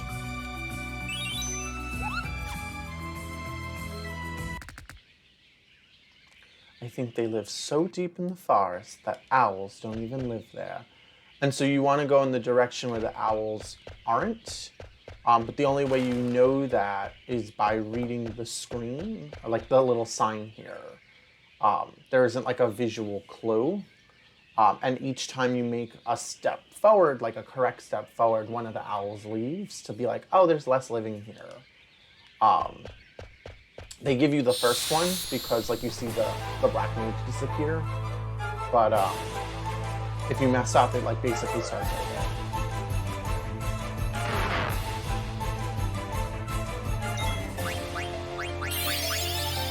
I love a mushroom.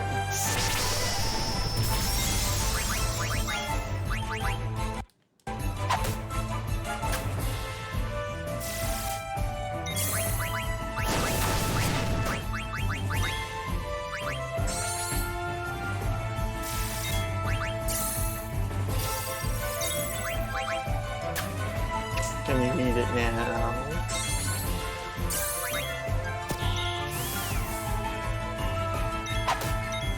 How about now? Can you eat it now? I would have loved like a little bit of flavor text that's like, instead of just like, oh, it tastes bad, be like, eat salt.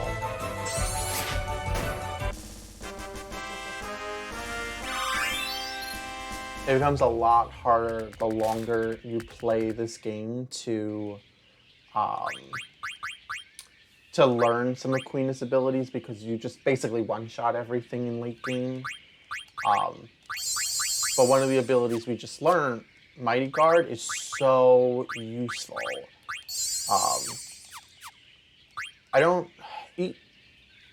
Can't speak for every Final Fantasy game, but I know that Mighty Guard does different things. So like in this game, it just puts Protect and Shell on people. But in some other games, it adds some other things. Sometimes it adds Reflect.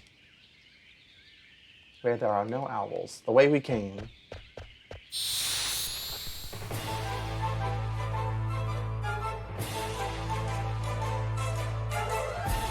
Quina, you have competition. Oh, it looks so sad.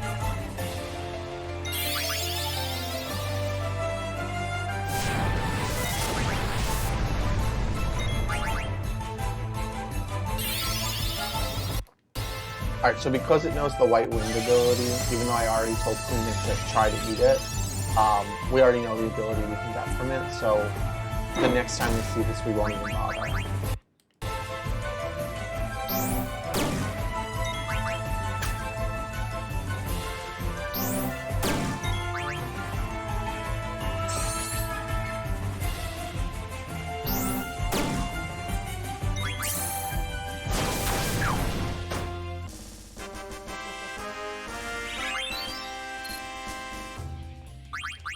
We're just going to make sure everybody stays nice and healed. Oh, hello! So obviously this way.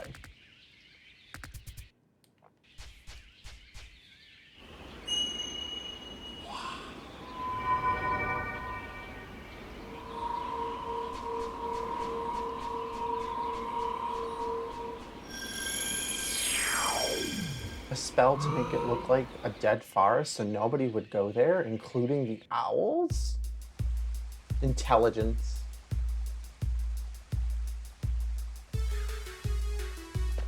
Black Means Village. The town of the dolls. Humans! What's wrong? Humans, run! You can see genetically that they're all just predisposed to trip. Vivi does that all the time. Did you see them? Yeah. They were talking. There are others like me.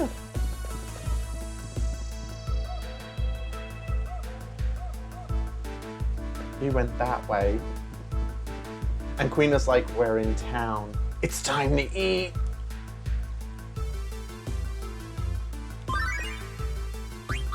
Life on the run. The humans are here! Hide! Baby, please! What's going on? Hello? Welcome, huh? Can I help you? Yes, I would like to buy your finest wares. Although I think we have most of it, so not really much of a help. We have the tiara. We don't need the silk shirt. We might need a second one of these. We'll see. There is a synthesis shop in this village. I know that for a fact. And so we might need some more items. See, the tricky part is, I think for this village, you only get to, like, you don't get to see everything. So you have to make your choices. Like, we saw Vivi's thing. Like, should we see, like, which one should we do?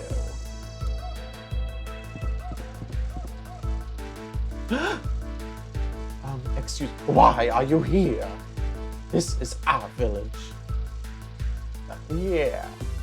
You forced the little guy to guide you here, didn't you? That's all you humans ever think about, using us.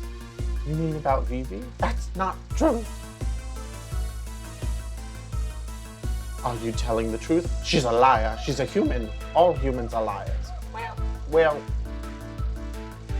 I can't just sit here and watch while horrible things are happening. Will they start to believe her? No one will ever know.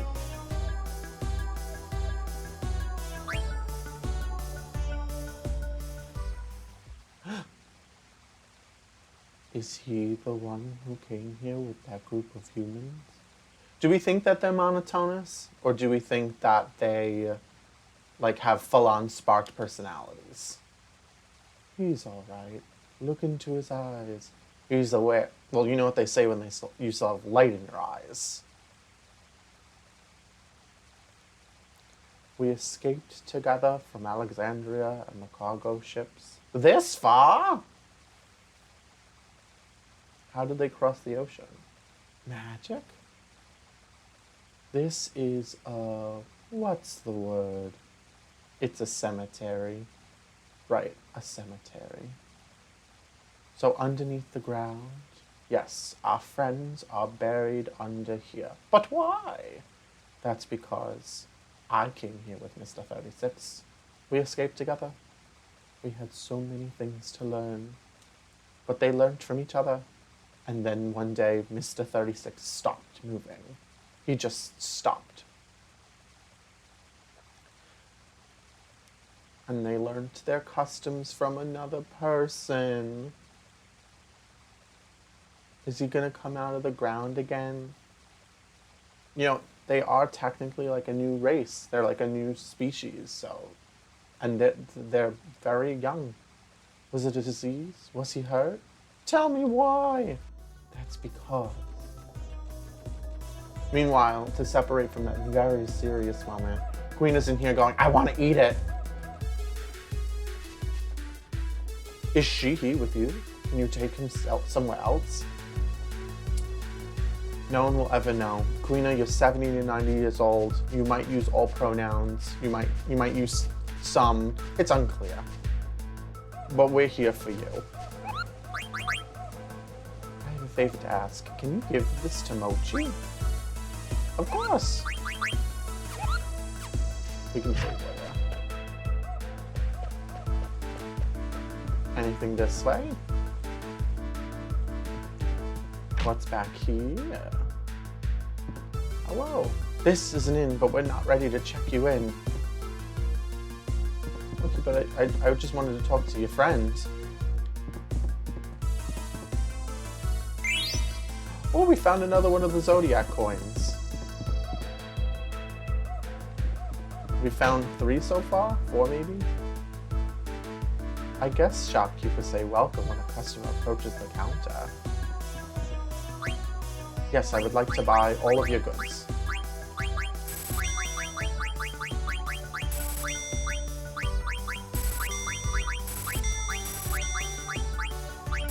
Just keeping everything nice and even.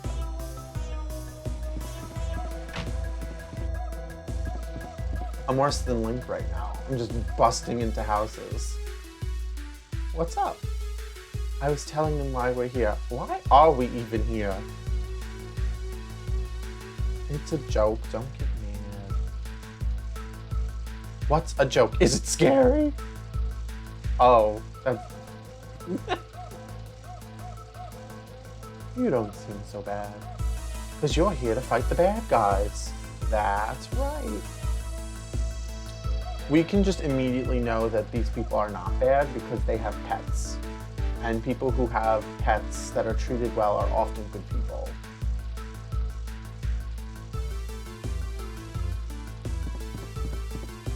Hey, wait!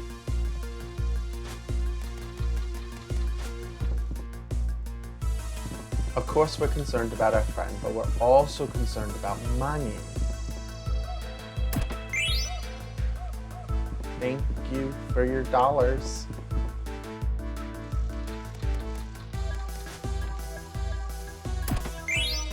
Also, I want to understand what is the point of this really super high chair. Alright, so obviously we need this. We have one of these. We have this. So we don't have a glass buckle. We have one of these. We have one of these. We do not have one of these. So we need a few things. So we need these last 3 items, and we need a magic armlet, a tiara, the racket, and an anklet. And I think we can buy all of these things, but we're not going to be able to afford the ability to create them all, even with the money we just found. And if you'll notice, this weaker weapon here has an ability that we haven't learned yet. So we're going to have to switch that one first.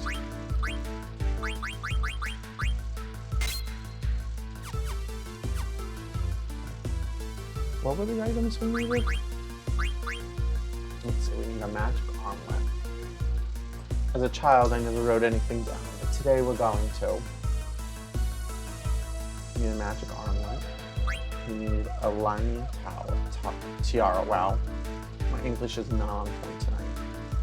Maltina racket. Anklet. And we need a Medane ring, which is another item we have to make. And we need the Stardust Rod for that. Also, my handwriting is atrocious, so if any of you think you can decrypt that, let me know. I just did a food tasting. I don't know where I put that, but I wrote all my notes yesterday on it, and it's like, yeah, maybe I do have a doctor's handwriting.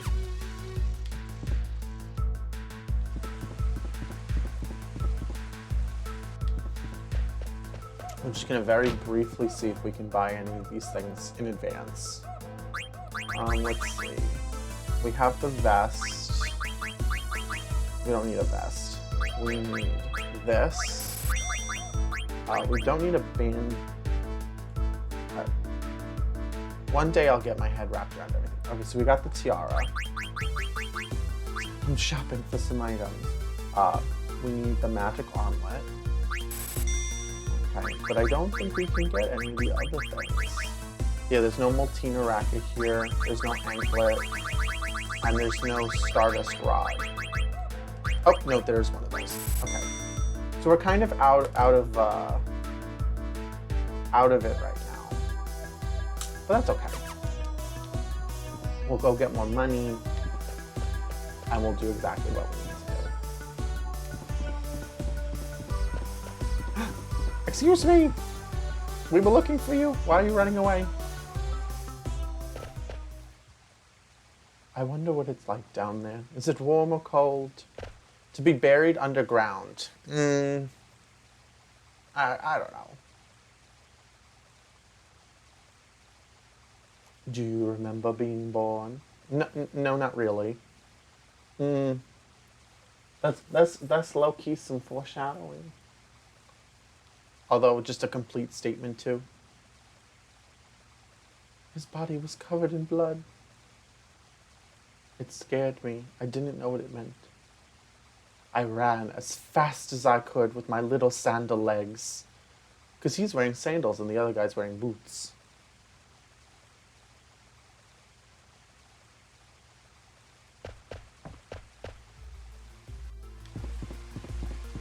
Oh, Vivi. Hello. How are you doing today?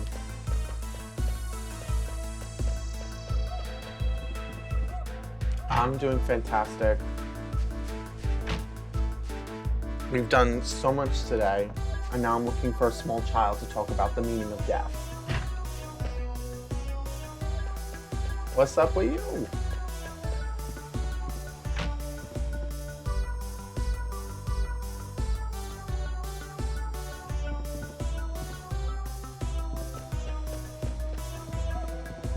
I will find him eventually.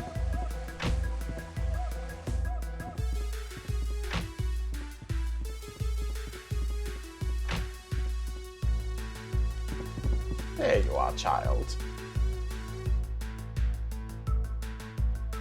Oh, it's nothing. I just learned that I have a limited timetable to live.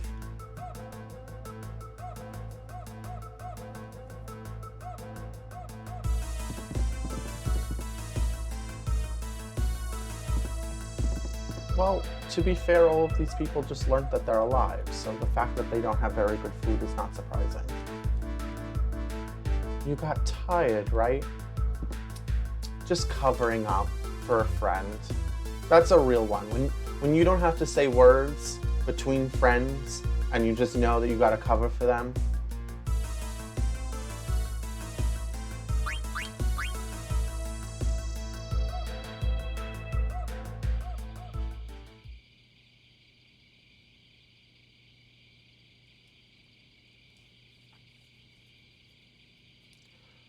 I It's so important to relax. Um, like working as I do, like 6, 7 days a week. I'm just like, there's got to be some time for downtime. Um, and certainly, yeah, there's certain things that we should do or we're supposed to do. But I'm just glad that you're finding time to do something for yourself. And for me too, I don't know where you're based out of, but today is probably one of the first days that it's actually feeling like spring. Although for me, spring is like between, I guess, 70 and 85 degrees, maybe Fahrenheit.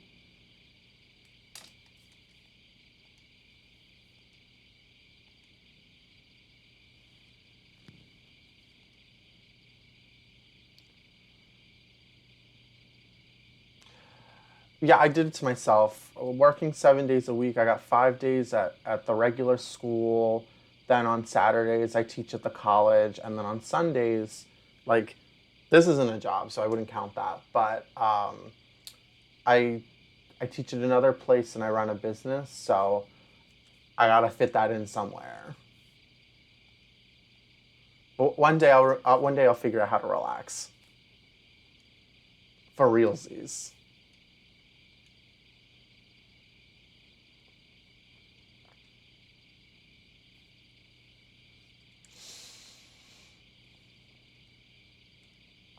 This poor little kid. Vivi is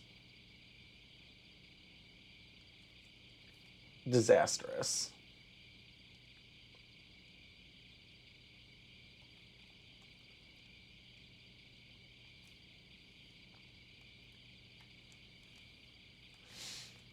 I like the little trope of Dagger and Zidane's like, will they, won't they? And then, like, it's like, oh, we're being teased. We're teasing you. Um, but at the same time, like, now he's like being vulnerable through a form of a story. It does seem like a lot, but honestly, it just doesn't feel that way. I'm on year 11 being an adult at this point, and I feel like I've never stopped. If I ever do, I'm sure that it'll feel like a lot, though.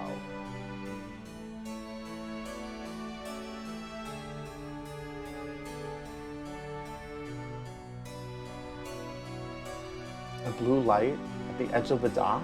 It's very Great Gatsby of you, Zidane. Did he ever find his home? You're jumping ahead.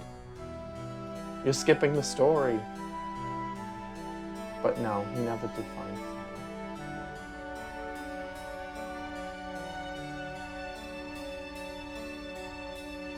home. Well, did he welcome you back home? No. He beat me. Not a theme for children, but the game is rated T for teen. Oh, okay, that's good to know. I didn't realize that it was that loud. You tell me if it's better. Does it sound better?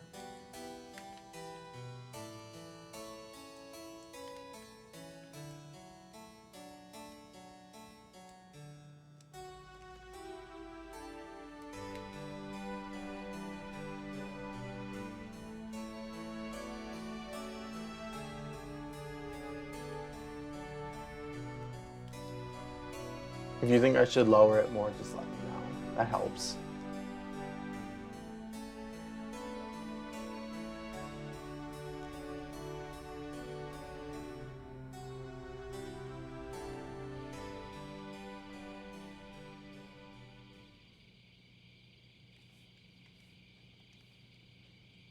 I like that they're willing to say goodbye to their friend for the purposes of them feeling happy.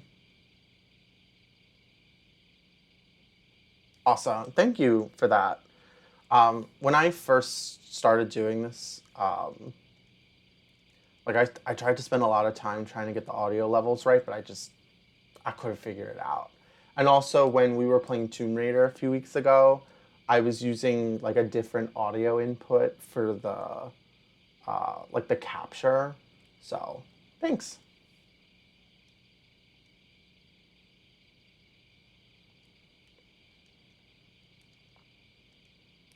7 of our friends have died. Although technically they're defined as stopping in this game, so there's, I guess, a chance that they can start? But I doubt it.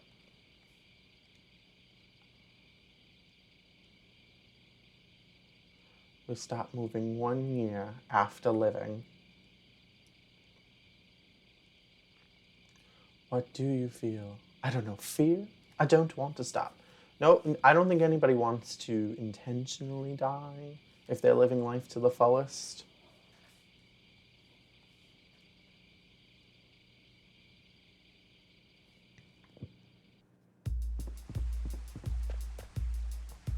Really?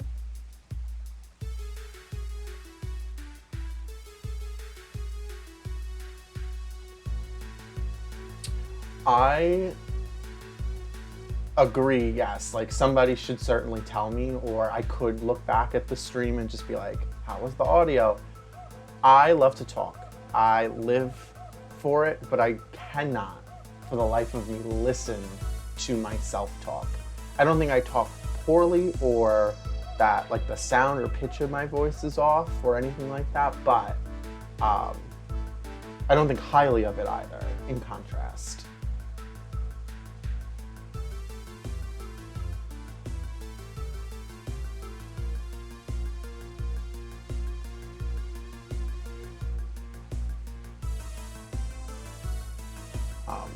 For most of this playthrough, I've been skipping through a lot of the dialogue too, but sometimes I'll voice part of it, and I think that's a little bit of fun.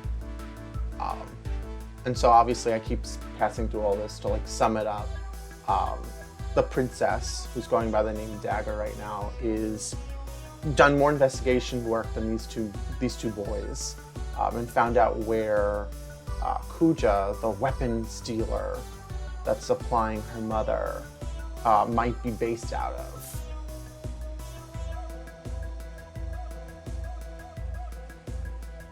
But before we do that, we are going to step out of this area. And now that we've gone into the Black Mage Village, we don't have to do the owl steps anymore. But we're just gonna, we're not grinding for levels, we are grinding for money.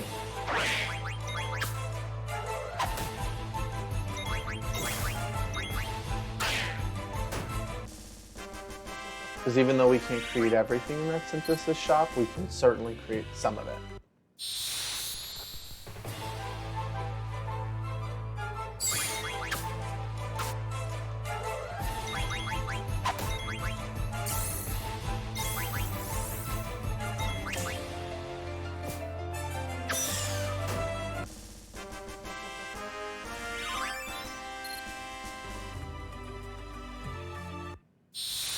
I do agree with you that like listening to yourself speak can certainly figure out like, how could you improve your speech or fix the things that you don't like about how you talk. It certainly would be quite the challenge for me, to be quite honest with you. The only thing I hate more than listening to recordings of myself are having people read to me. It's kind of just like an auditory thing. That kind of rule doesn't apply to like narration. So if, let's say, you were in a movie and you're like the narrator setting the scene, or like let's say you were playing Dungeons and Dragons and your like dungeon master was like explaining the scene, that's something. Even if they're reading it out of something, but if somebody is holding like a poem in their hand and they they're like, I'm gonna read you this poem, and they're holding it and reading it at me, my brain's just like, oops, failure, like just crash. You do not like this at all.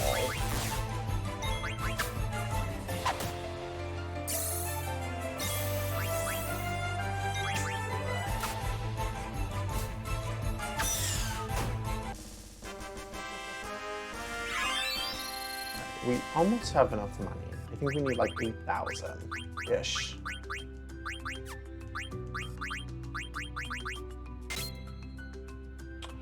I mean, I guess if they have a nice voice, I wouldn't be so opposed to hearing them speak. I'm not saying like it's 100% across the board. I don't ever want to hear anybody ever talk, but I feel like in general it just bothers me. I mean, there's exceptions to every rule. But who knows? Maybe there's somebody who has just like a really silky, smooth, suave voice where I'm just gonna be like, read it again, please, read it again.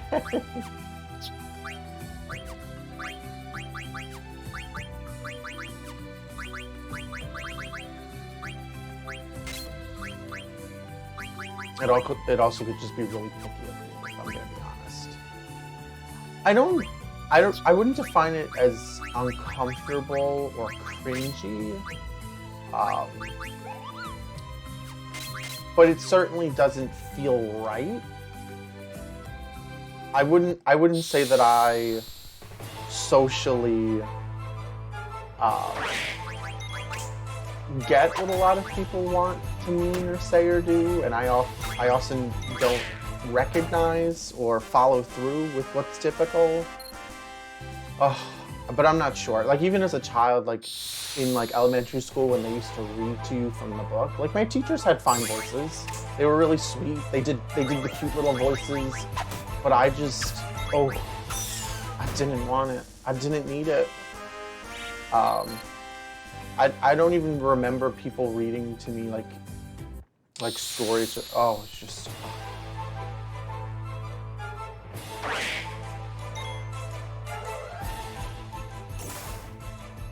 I will turn it down a little bit more then. Thank you. Oop.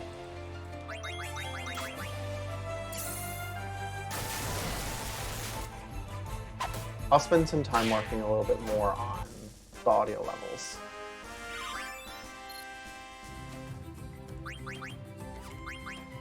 Rena, you're dead!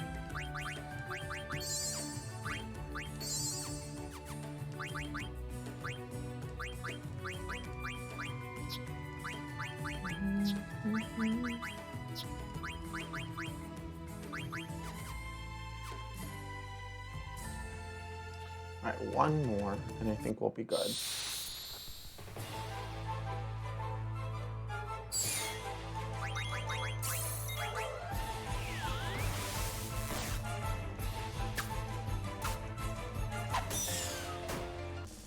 And you're out of here, big bird.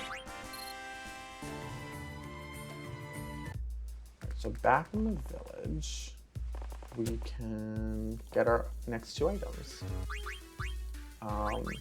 So fairy earrings, and then we need this to get that. So now we just need the racket and the anklet. I actually don't know where to get the anklet. I know where to get the racket, but we cannot get it right now because they don't sell it here.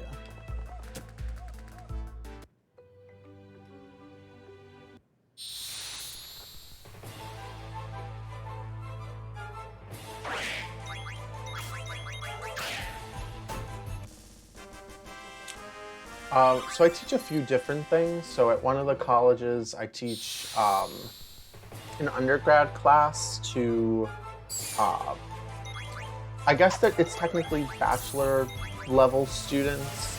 There are these courses called Work-Based Learning 1 and 2. So it helps people who are already working in schools, like teachers and school counselors, like guidance counselors, to build work-based learning programs. And so that's like how to set up everything from like a guest speaker or like a demonstration of like a professional, like how to wire a circuit, all the way to like orchestrating like a career fair or an internship, and all of like the rules and laws and things that New York has about what goes into that.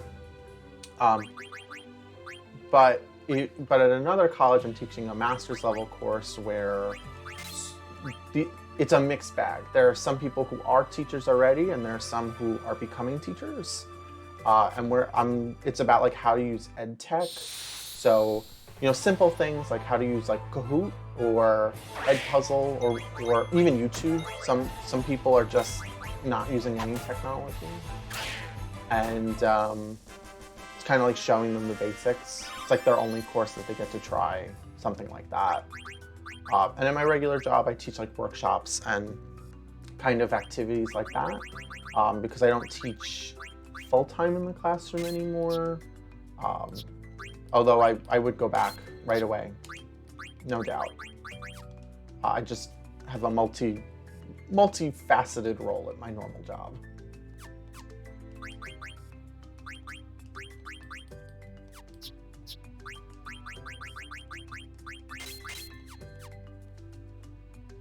Yeah, that graduate course is like about tools and software and frameworks. So, one of the lessons is on like gamification. So how can you use concepts like, a classroom store or like Harry Potter houses or like a point system or, tools like Classcraft, which makes learning like a game.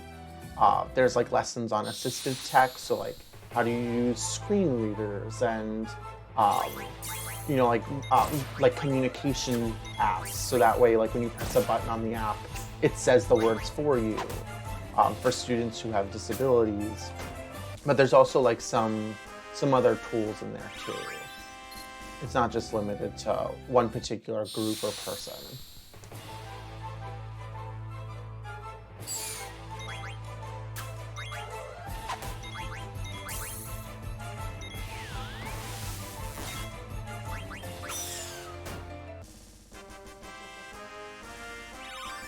I would definitely say that my job is not boring at all.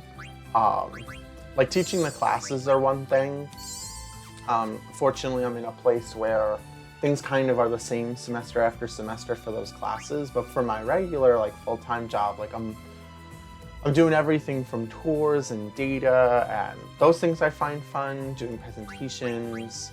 But also like coming up with new things, like how can we pay high schoolers to, build a really cool structure or a building or a tiny house. And, I'm just really lucky to be able to do basically anything that makes the experience better.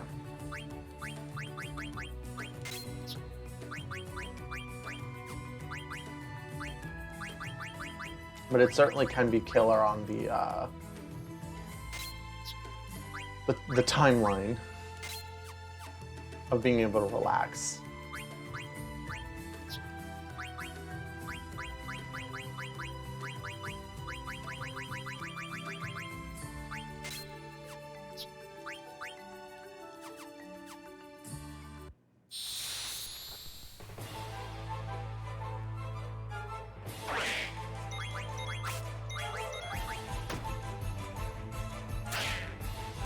Okay, we are soaring along now in this game. We're like at a significant level where everything in this area just doesn't really do anything to us. But we're getting to the next big plot point.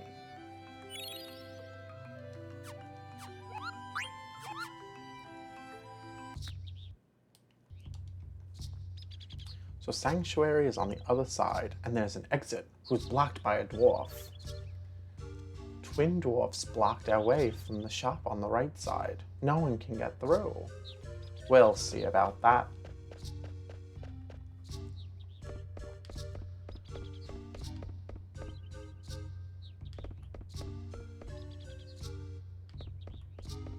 Coming through. Hello, store. Okay, we can mark off of our collection. We need this racket. but they don't have the anklet we need. Hello, Matthew. The dwarf. Oh, I'm sorry, this is Richard. We would like to come through. No, you must do the ceremony. Speak to His Holiness.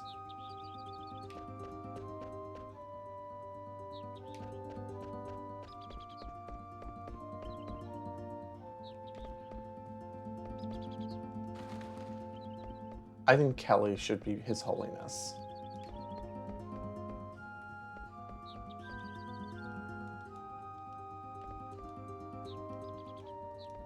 As they look the most holy of all.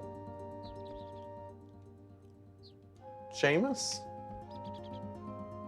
is not His Holiness either. Oh, I think that was him.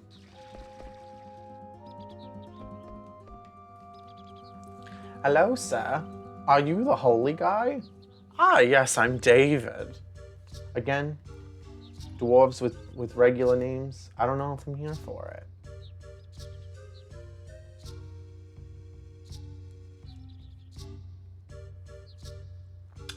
Oh, you'll be fine. It can be nerve-wracking to have to teach a class, but in my opinion, it's all about planning. So I remember we talked about Blender. I actually looked into it. It's on my to-do list. But I think it'll be fun. Like, if you have to grade, like, you have to grade. It's one of the least favorite things for my job, but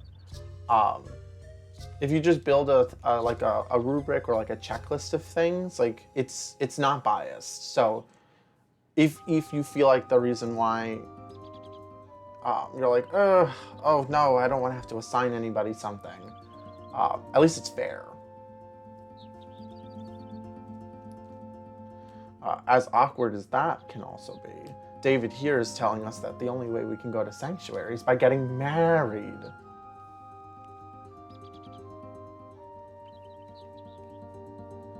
So we can go to Sanctuary if we get married. Oh, hello, princess.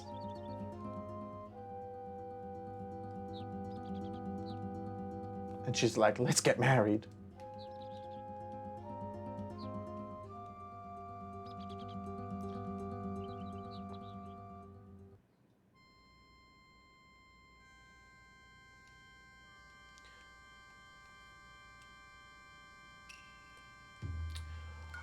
I'm happy to, if you're interested, I'm happy to help in any way I can. It doesn't have to be so bad. Even though there's like a science behind the whole thing. You got this. And only a guy and a girl can have the ceremony. That's not very inclusive of you, dwarves. It's not very inclusive of you.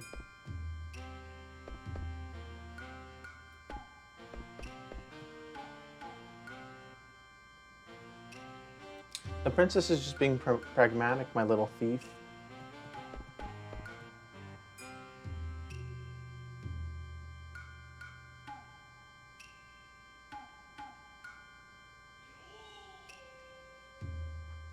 Could it be that she likes me and wants to marry me? No.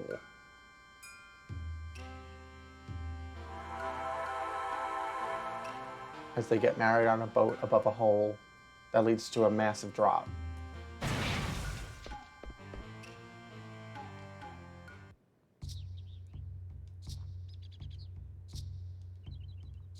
We have to follow tradition, lad.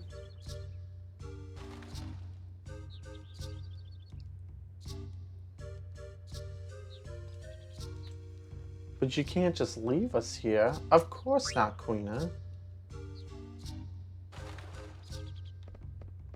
Queena and Vivi should just get married.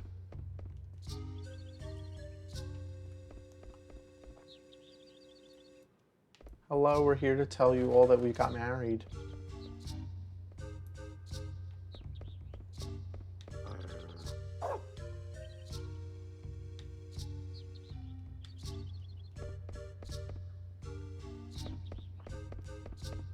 I'm still of the mind that people are usually good people if they have well cared for pets.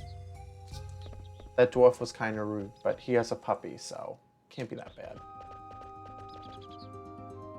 Hello, we're the newlyweds. Let us through.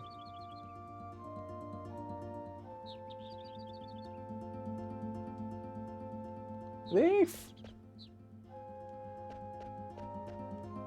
A child. You could let in a child. Oh, I'm so sorry, Richard. They got away. Does anyone live out there? Of course not. It's forbidden.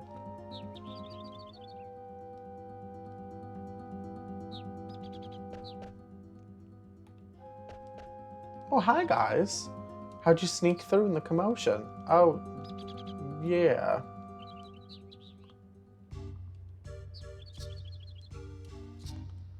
But they could also have just gotten married. Although Queena is undetermined for their gender, so maybe they would have been like, no, not allowed.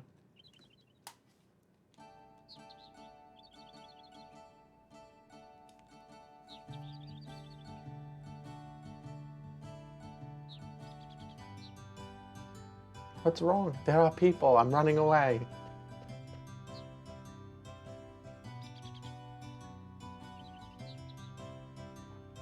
I'm gonna haunt you if I die. Oh, she has a horn. He has a tail. Queen has got a tongue. Everybody's got something a little more to their body than they probably should. Except for Garnet. Vivi's hat is the floppy piece.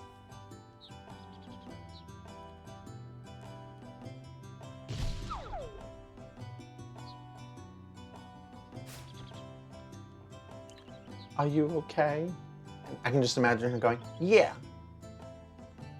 I told you I'm okay. I'm not a child like that kid in the blue. What is her name? The 6-year-old.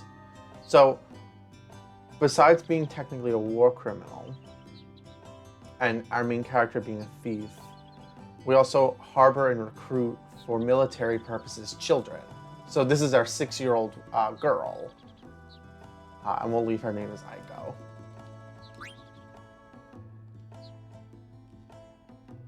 And she is a lady.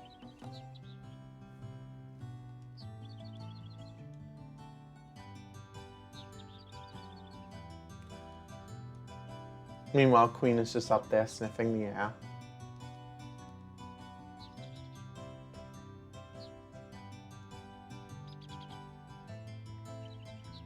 I think Queen would eat a Moogle. I hate to open up the question, but what would a Moogle taste like?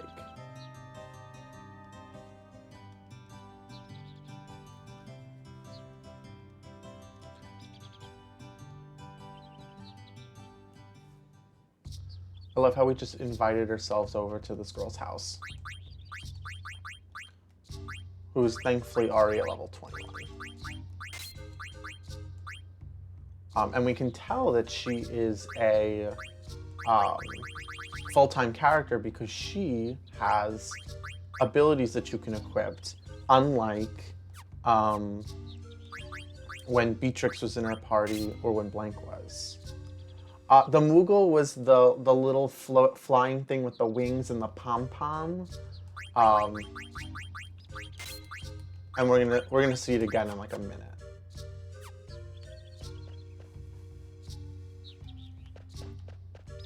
It just took off.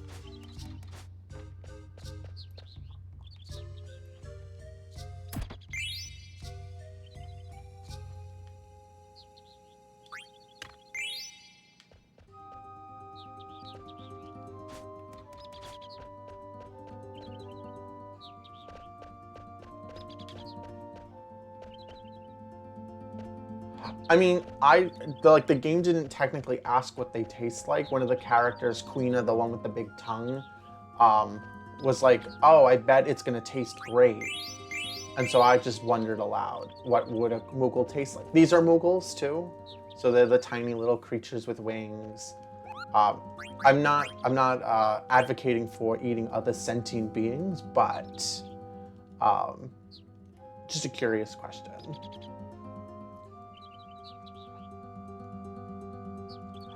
It would taste like a marshmallow?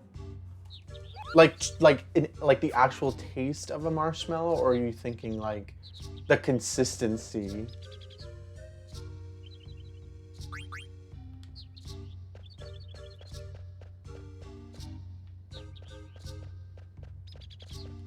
Because now you've got me thinking.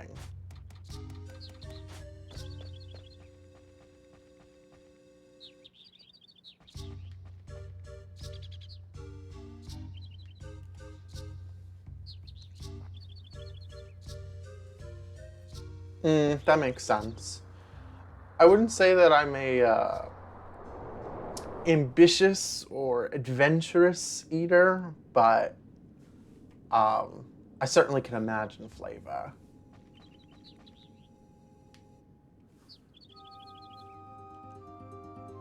Is that the sanctuary?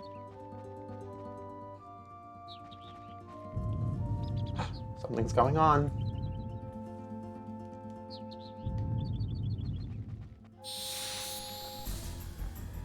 We have a little bit of a mini boss action going on.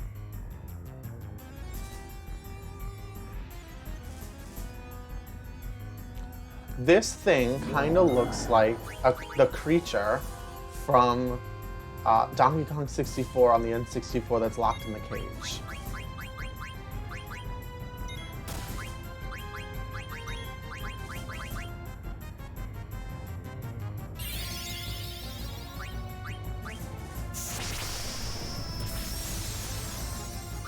Of course I know Fluff. Does Fluff not have gelatin in it? And can you make marshmallows with agar-agar as opposed to gelatin, so that way it can be vegetarian friendly?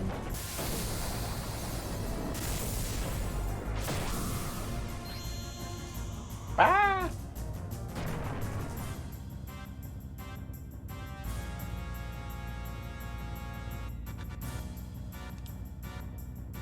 I love in-battle dialogue.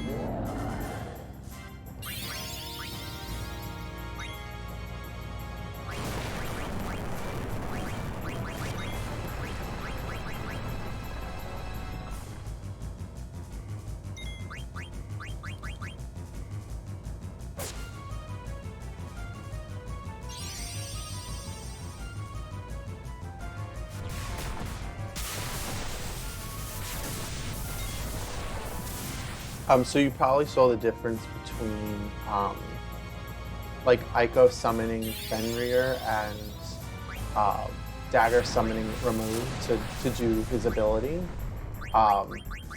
One of them was a lot longer, so that one did more damage.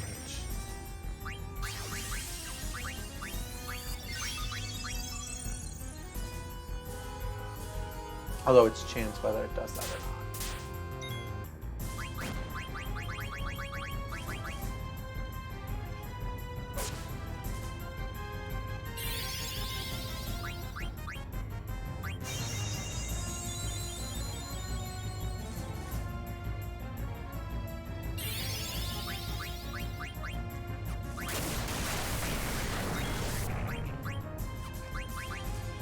If it's not too revealing, because you say like there's a special American food store, it like stands to reason that you're not in America. Like what region are you from? I find that so interesting because I'm here living in the United States. So obviously there's just fluff aplenty.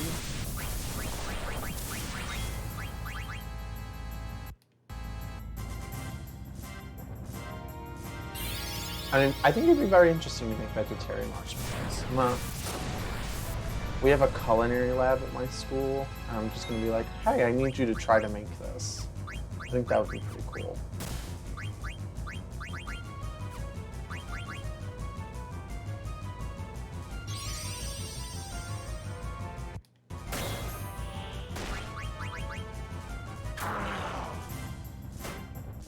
We don't have crazy American candies. It is true, Americans are very big on loading everything up with sugar, so that makes a lot of sense.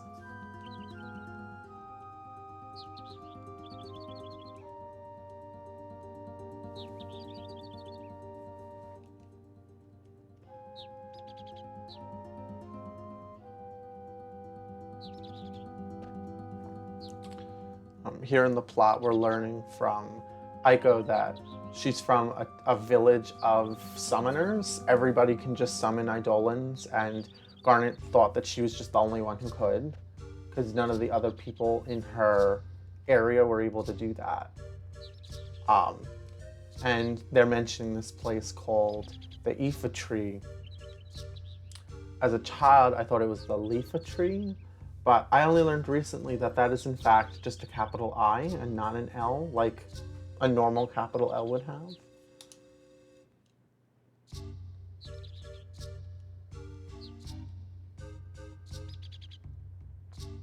But we'll not be going to the Ifa Tree just yet. That might be something to do next time. Right now we're collecting stones.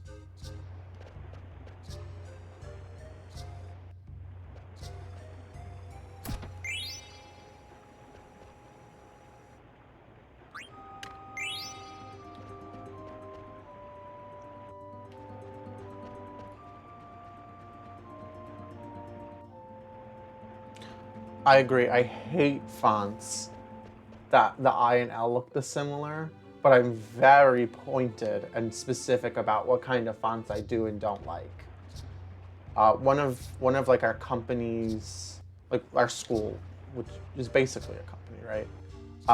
Has like, it has two official fonts. One is called Dosis, and I love the way the font looks, but a lot of people hate it.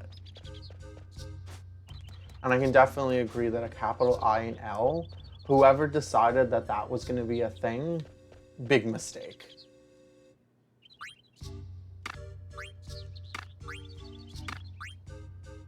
I'm missing one of the stones.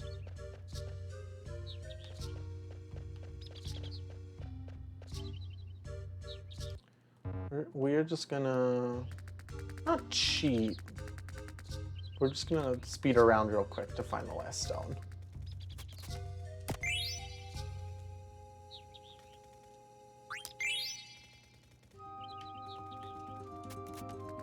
Oop, did not mean to leave.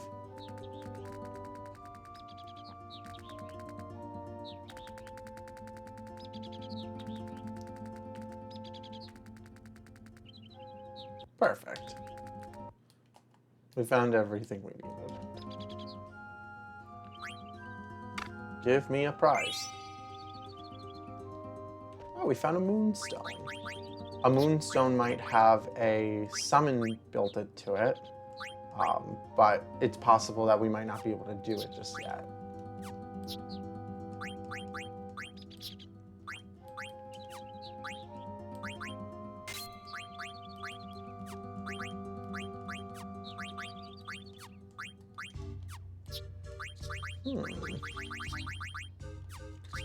Seems she knows every ability she needs to know right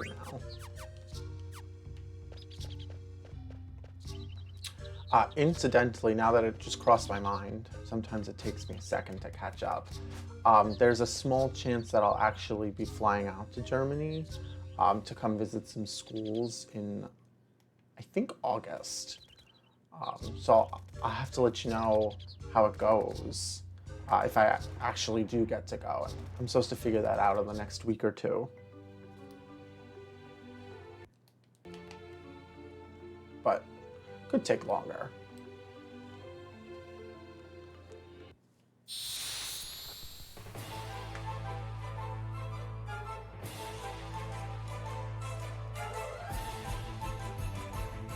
Hello, big guy.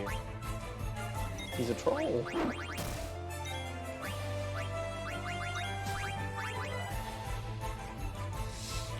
So one of the things that's a little different about my school is kind of like how it's set up. And so it might not be unique for like the international community, but it's kind of unique for the United States. like giving students career instruction while they're in like high school, so like 16 to 18 years old, but the school is like kind of in the workplace. So it's not an apprenticeship exactly, but at the same time, it's not like regular, just like classes with just no career purpose. And so we know that it's pretty interesting for us and like where we are, and we're doing things a little bit differently. But obviously we want to get better. And so in order to do that, we have to keep learning. And so Germany has great programs that are a little bit more work immersed. Like y'all have amazing apprenticeship programs, and just like a different focus on like how employers and like businesses look towards schooling as a way to find employees.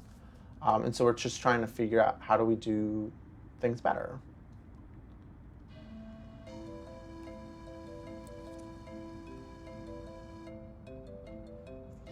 This place is in ruins. The village of the Lost Summoners. And also the home to many, many Mughals.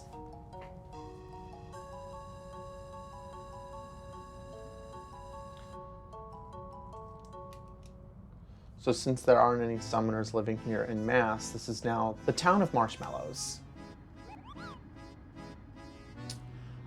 In terms of like our visit out there, would we go to a high school or a college/university? We'd probably go to both, to be honest with you. It would just depend on like what's available, or like whoever's setting up the itinerary and contacting places.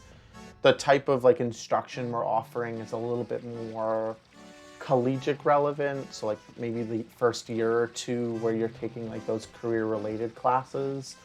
But we offer the courses as part of high school, so it's kind of a mixed bag. It depends on the perspective, and maybe we'll learn that there's an equivalent, or maybe it's like a mix of both. I know for a fact that we're supposed to meet with an employer. We'll probably meet with like, I think the company's pronounced Siemens or Simons or Siemens. I think that's right. That last one sounds correct. But in terms of like schools, I'm not exactly sure just yet.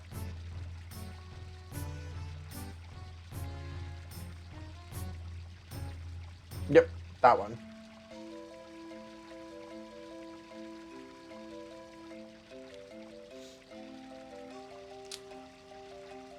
As a 6-year-old would-be, Aiko is hard crushing on Zidane, and so she wants to know everything about him.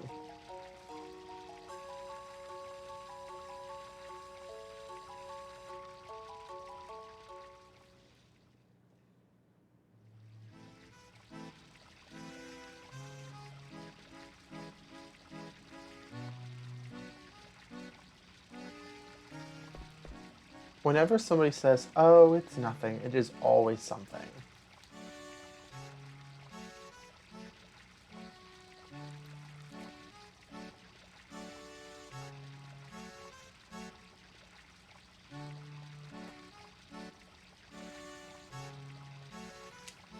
We are more than friends. So, what are you guys? We're a team. A team.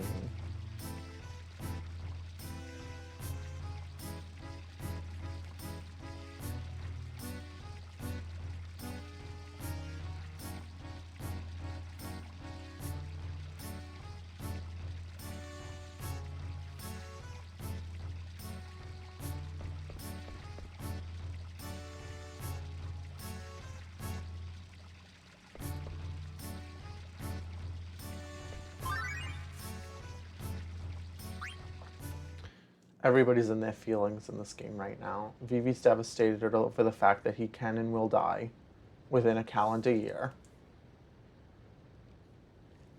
Garnet's grappling with the fact that the only other summoner she's ever met is a 6-year-old, and they're in a town that has been completely and utterly destroyed. And then the 6-year-old girl is just completely oblivious to all of it and is like, how do I get this monkeyed man to love me?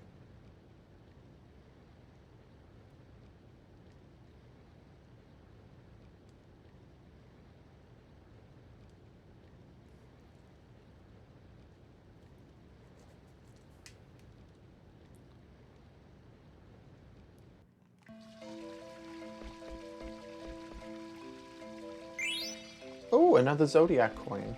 We're just finding them all over the place. The,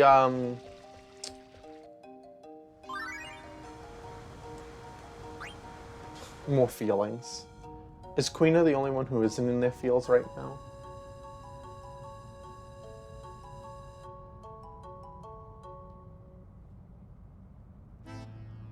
Mother imprisoned me, used the eidolons she stole from me.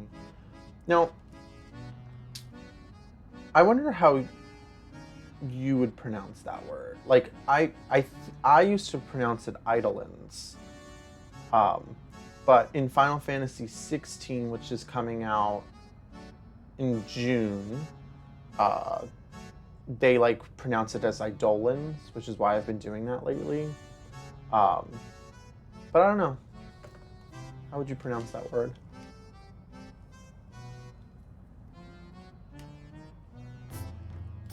I feel kind of torn because sometimes like I learned the way a word should be pronounced and it sounds better, and I really like that a lot. But then in Final Fantasy X, there's a character whose name is spelled Tidus.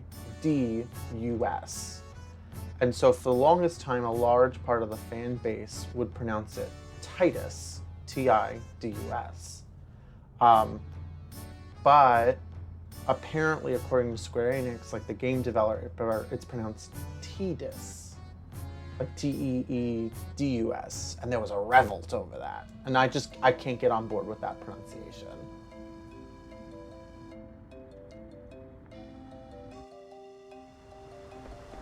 Hello, little Moogle. This is a restricted area. But Queena can be in the restricted area all of a sudden.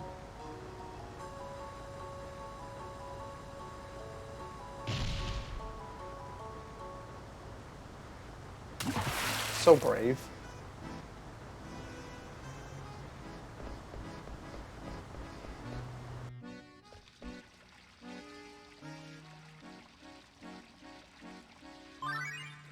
What will Aiko feed us? Oh, she's now in her feelings. She's got her marshmallow army that cleaned her house. But what if it rains? She doesn't even have a roof.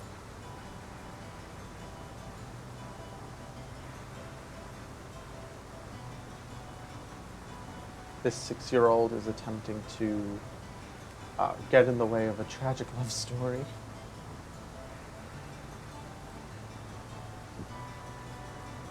We have Mocha here, the marshmallowy Moogle. That's like, you might have a chance if you actually could make something that tastes good. So, not a lot of sugar, if you don't want to go the American way.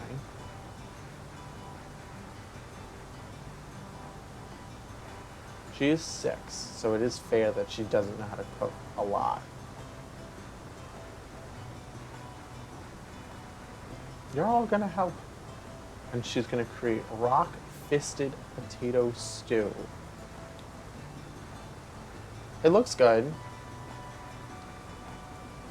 I did a food tasting recently, and I wrote a whole bunch of notes on like how it tasted. One of the waitresses came over and they were like, "Excuse me, are you a food critic?" I'm not, but I do know how to eat.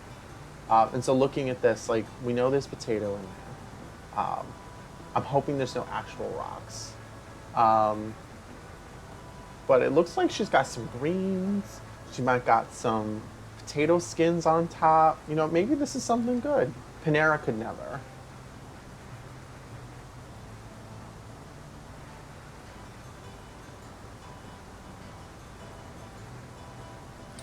That's so interesting. I always think it's so fascinating where there are languages where the same word spelled the same way means different things based on pronunciation or context. I feel like that's super common in maybe it's Cantonese, maybe Mandarin. It's a very there's a word for it. I don't know what it is. But based on the way you like inflect or raise or lower the tone and pitch of your voice affects what it means. I'd be so confused.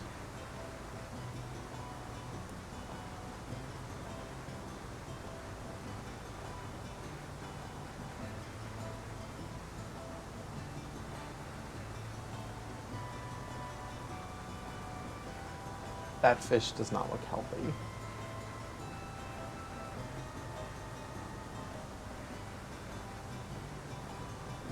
Who should go fishing? Oh, I don't... Does it make a difference who I pick? Let's see. Mocha's the one at the top left. Momatos is the one that is sitting on the counter. And Chimomo is the really tiny one that's standing in front of us. If you're going fishing, does that mean you need to know how to... Do you need, like, strength? Or do you need not to fall asleep? Because that's a thing.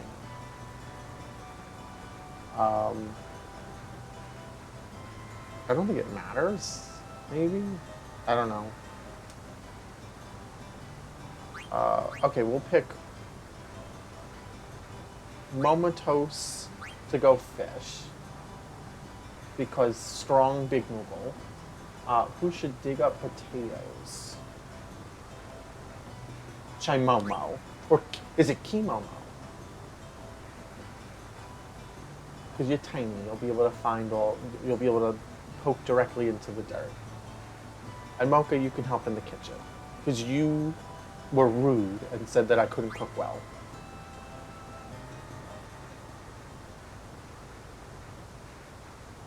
Oh.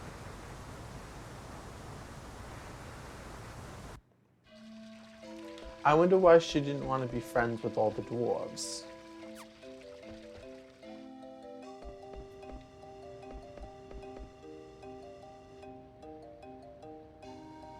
Oh, it's nothing. I think we're going to round up today with Aiko's dinner here. But it's not ready just yet. So it's time to drop some more plot on us in the restricted area.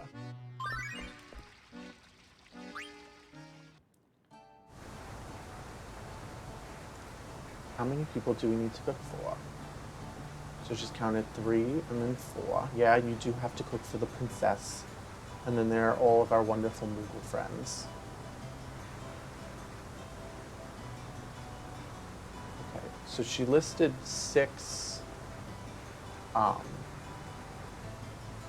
she listed 6 Moogles, and then she listed our 3 party members and herself. So that would normally be 10. But will Queena be dining with us? Because that's 11. Are we supposed to know that, though?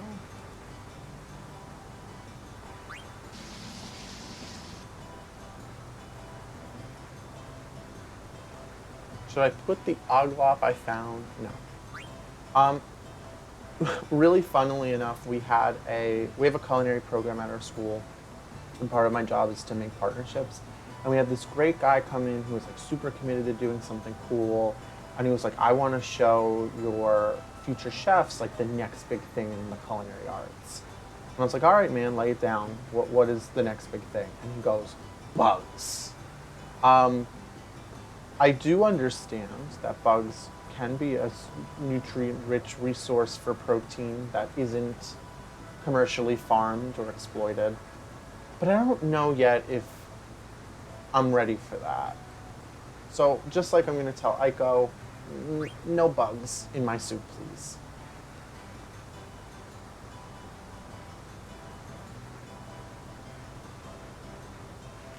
I caught one. See, you need to be strong.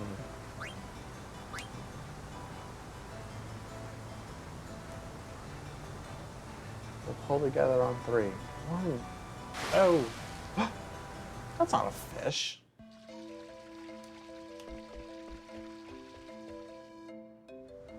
Oh, but that's good because if Aiko makes friends with Queena, then Queena's a gourmand.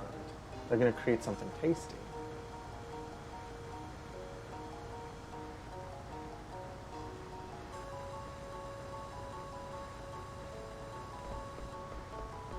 So before we check out the Eidolon Wall, uh, because it's a piece of history, we're going to ask Garnet to come with us, because she can also summon them.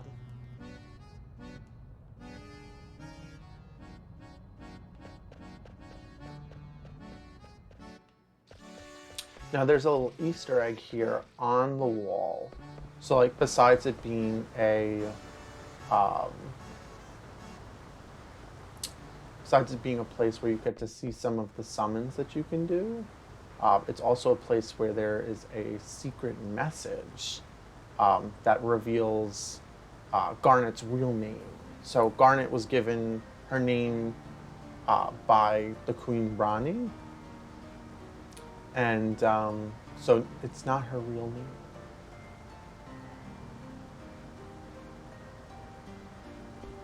Because we find out very shortly that Dagger herself was actually also from this village before it was destroyed years and years ago.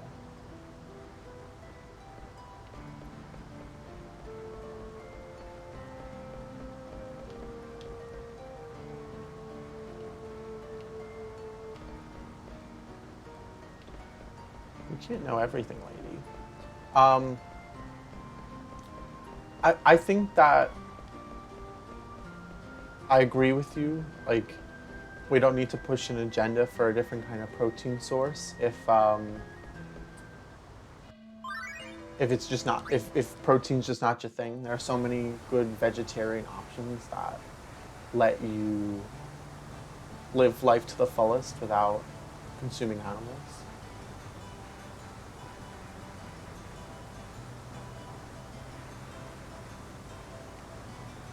But, you know, bugs can stay off my priorities.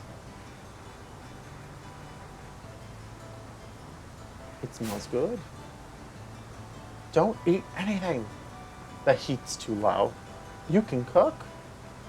Of course, it's my destiny to be the world's greatest gourmet. Oh, so please give me your advice. Oh, we need 11.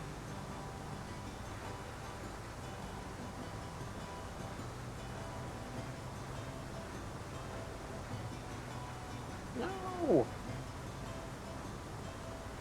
Always make more than you should. More guests might show up. That's very true.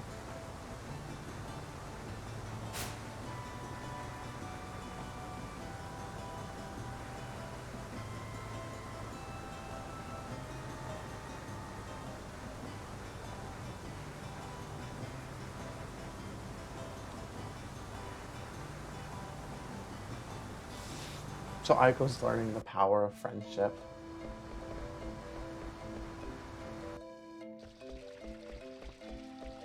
Hi, little buddy. Where are all the other people? I can't tell you. I think it seems a little obvious.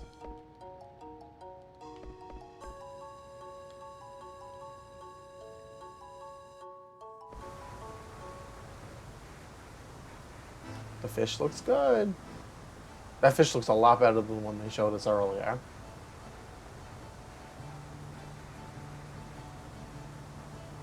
It's time to eat.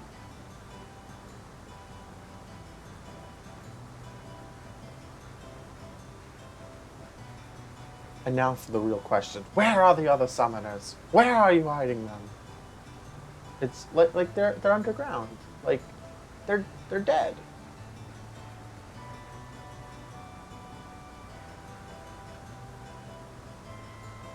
Oh, don't worry about it, she says.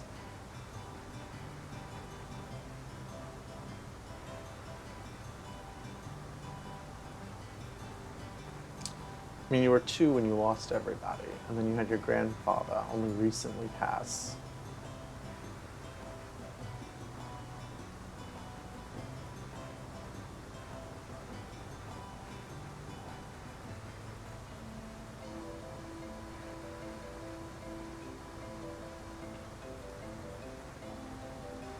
See, for a game that has a lot of focus on some of the finer details, shouldn't the soup in all of their bowls be empty? Especially if the food was so good.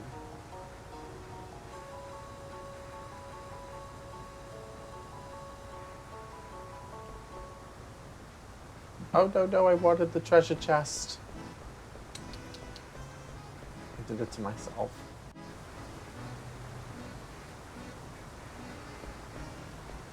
Hello, Aiko.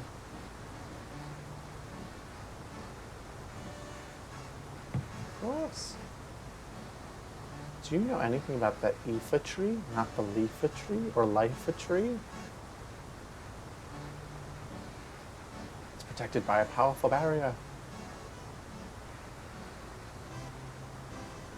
It's our custom to seal a failed eidolon where we summon it.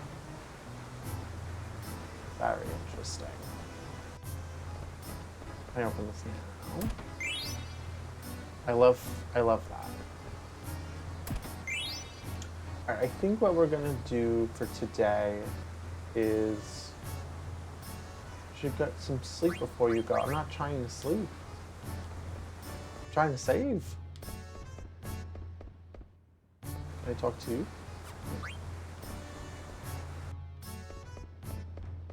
Oh no, am I unable to save just yet? Oh no, I can right here.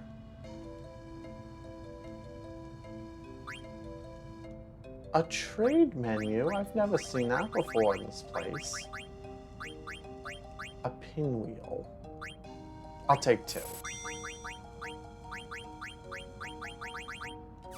Okay, but I can't save with you. Okay, I guess that's fine. Alright, so I think this is where we're going to peel off for today. So we've done it all. We told a story to an old man who revealed himself to be an Eidolon that we recruited for Garnet.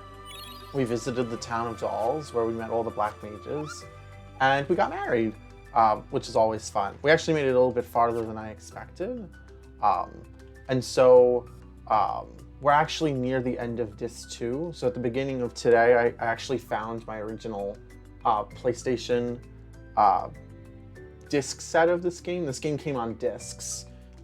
Which was kind of the custom for large games back when the PlayStation 1 came out.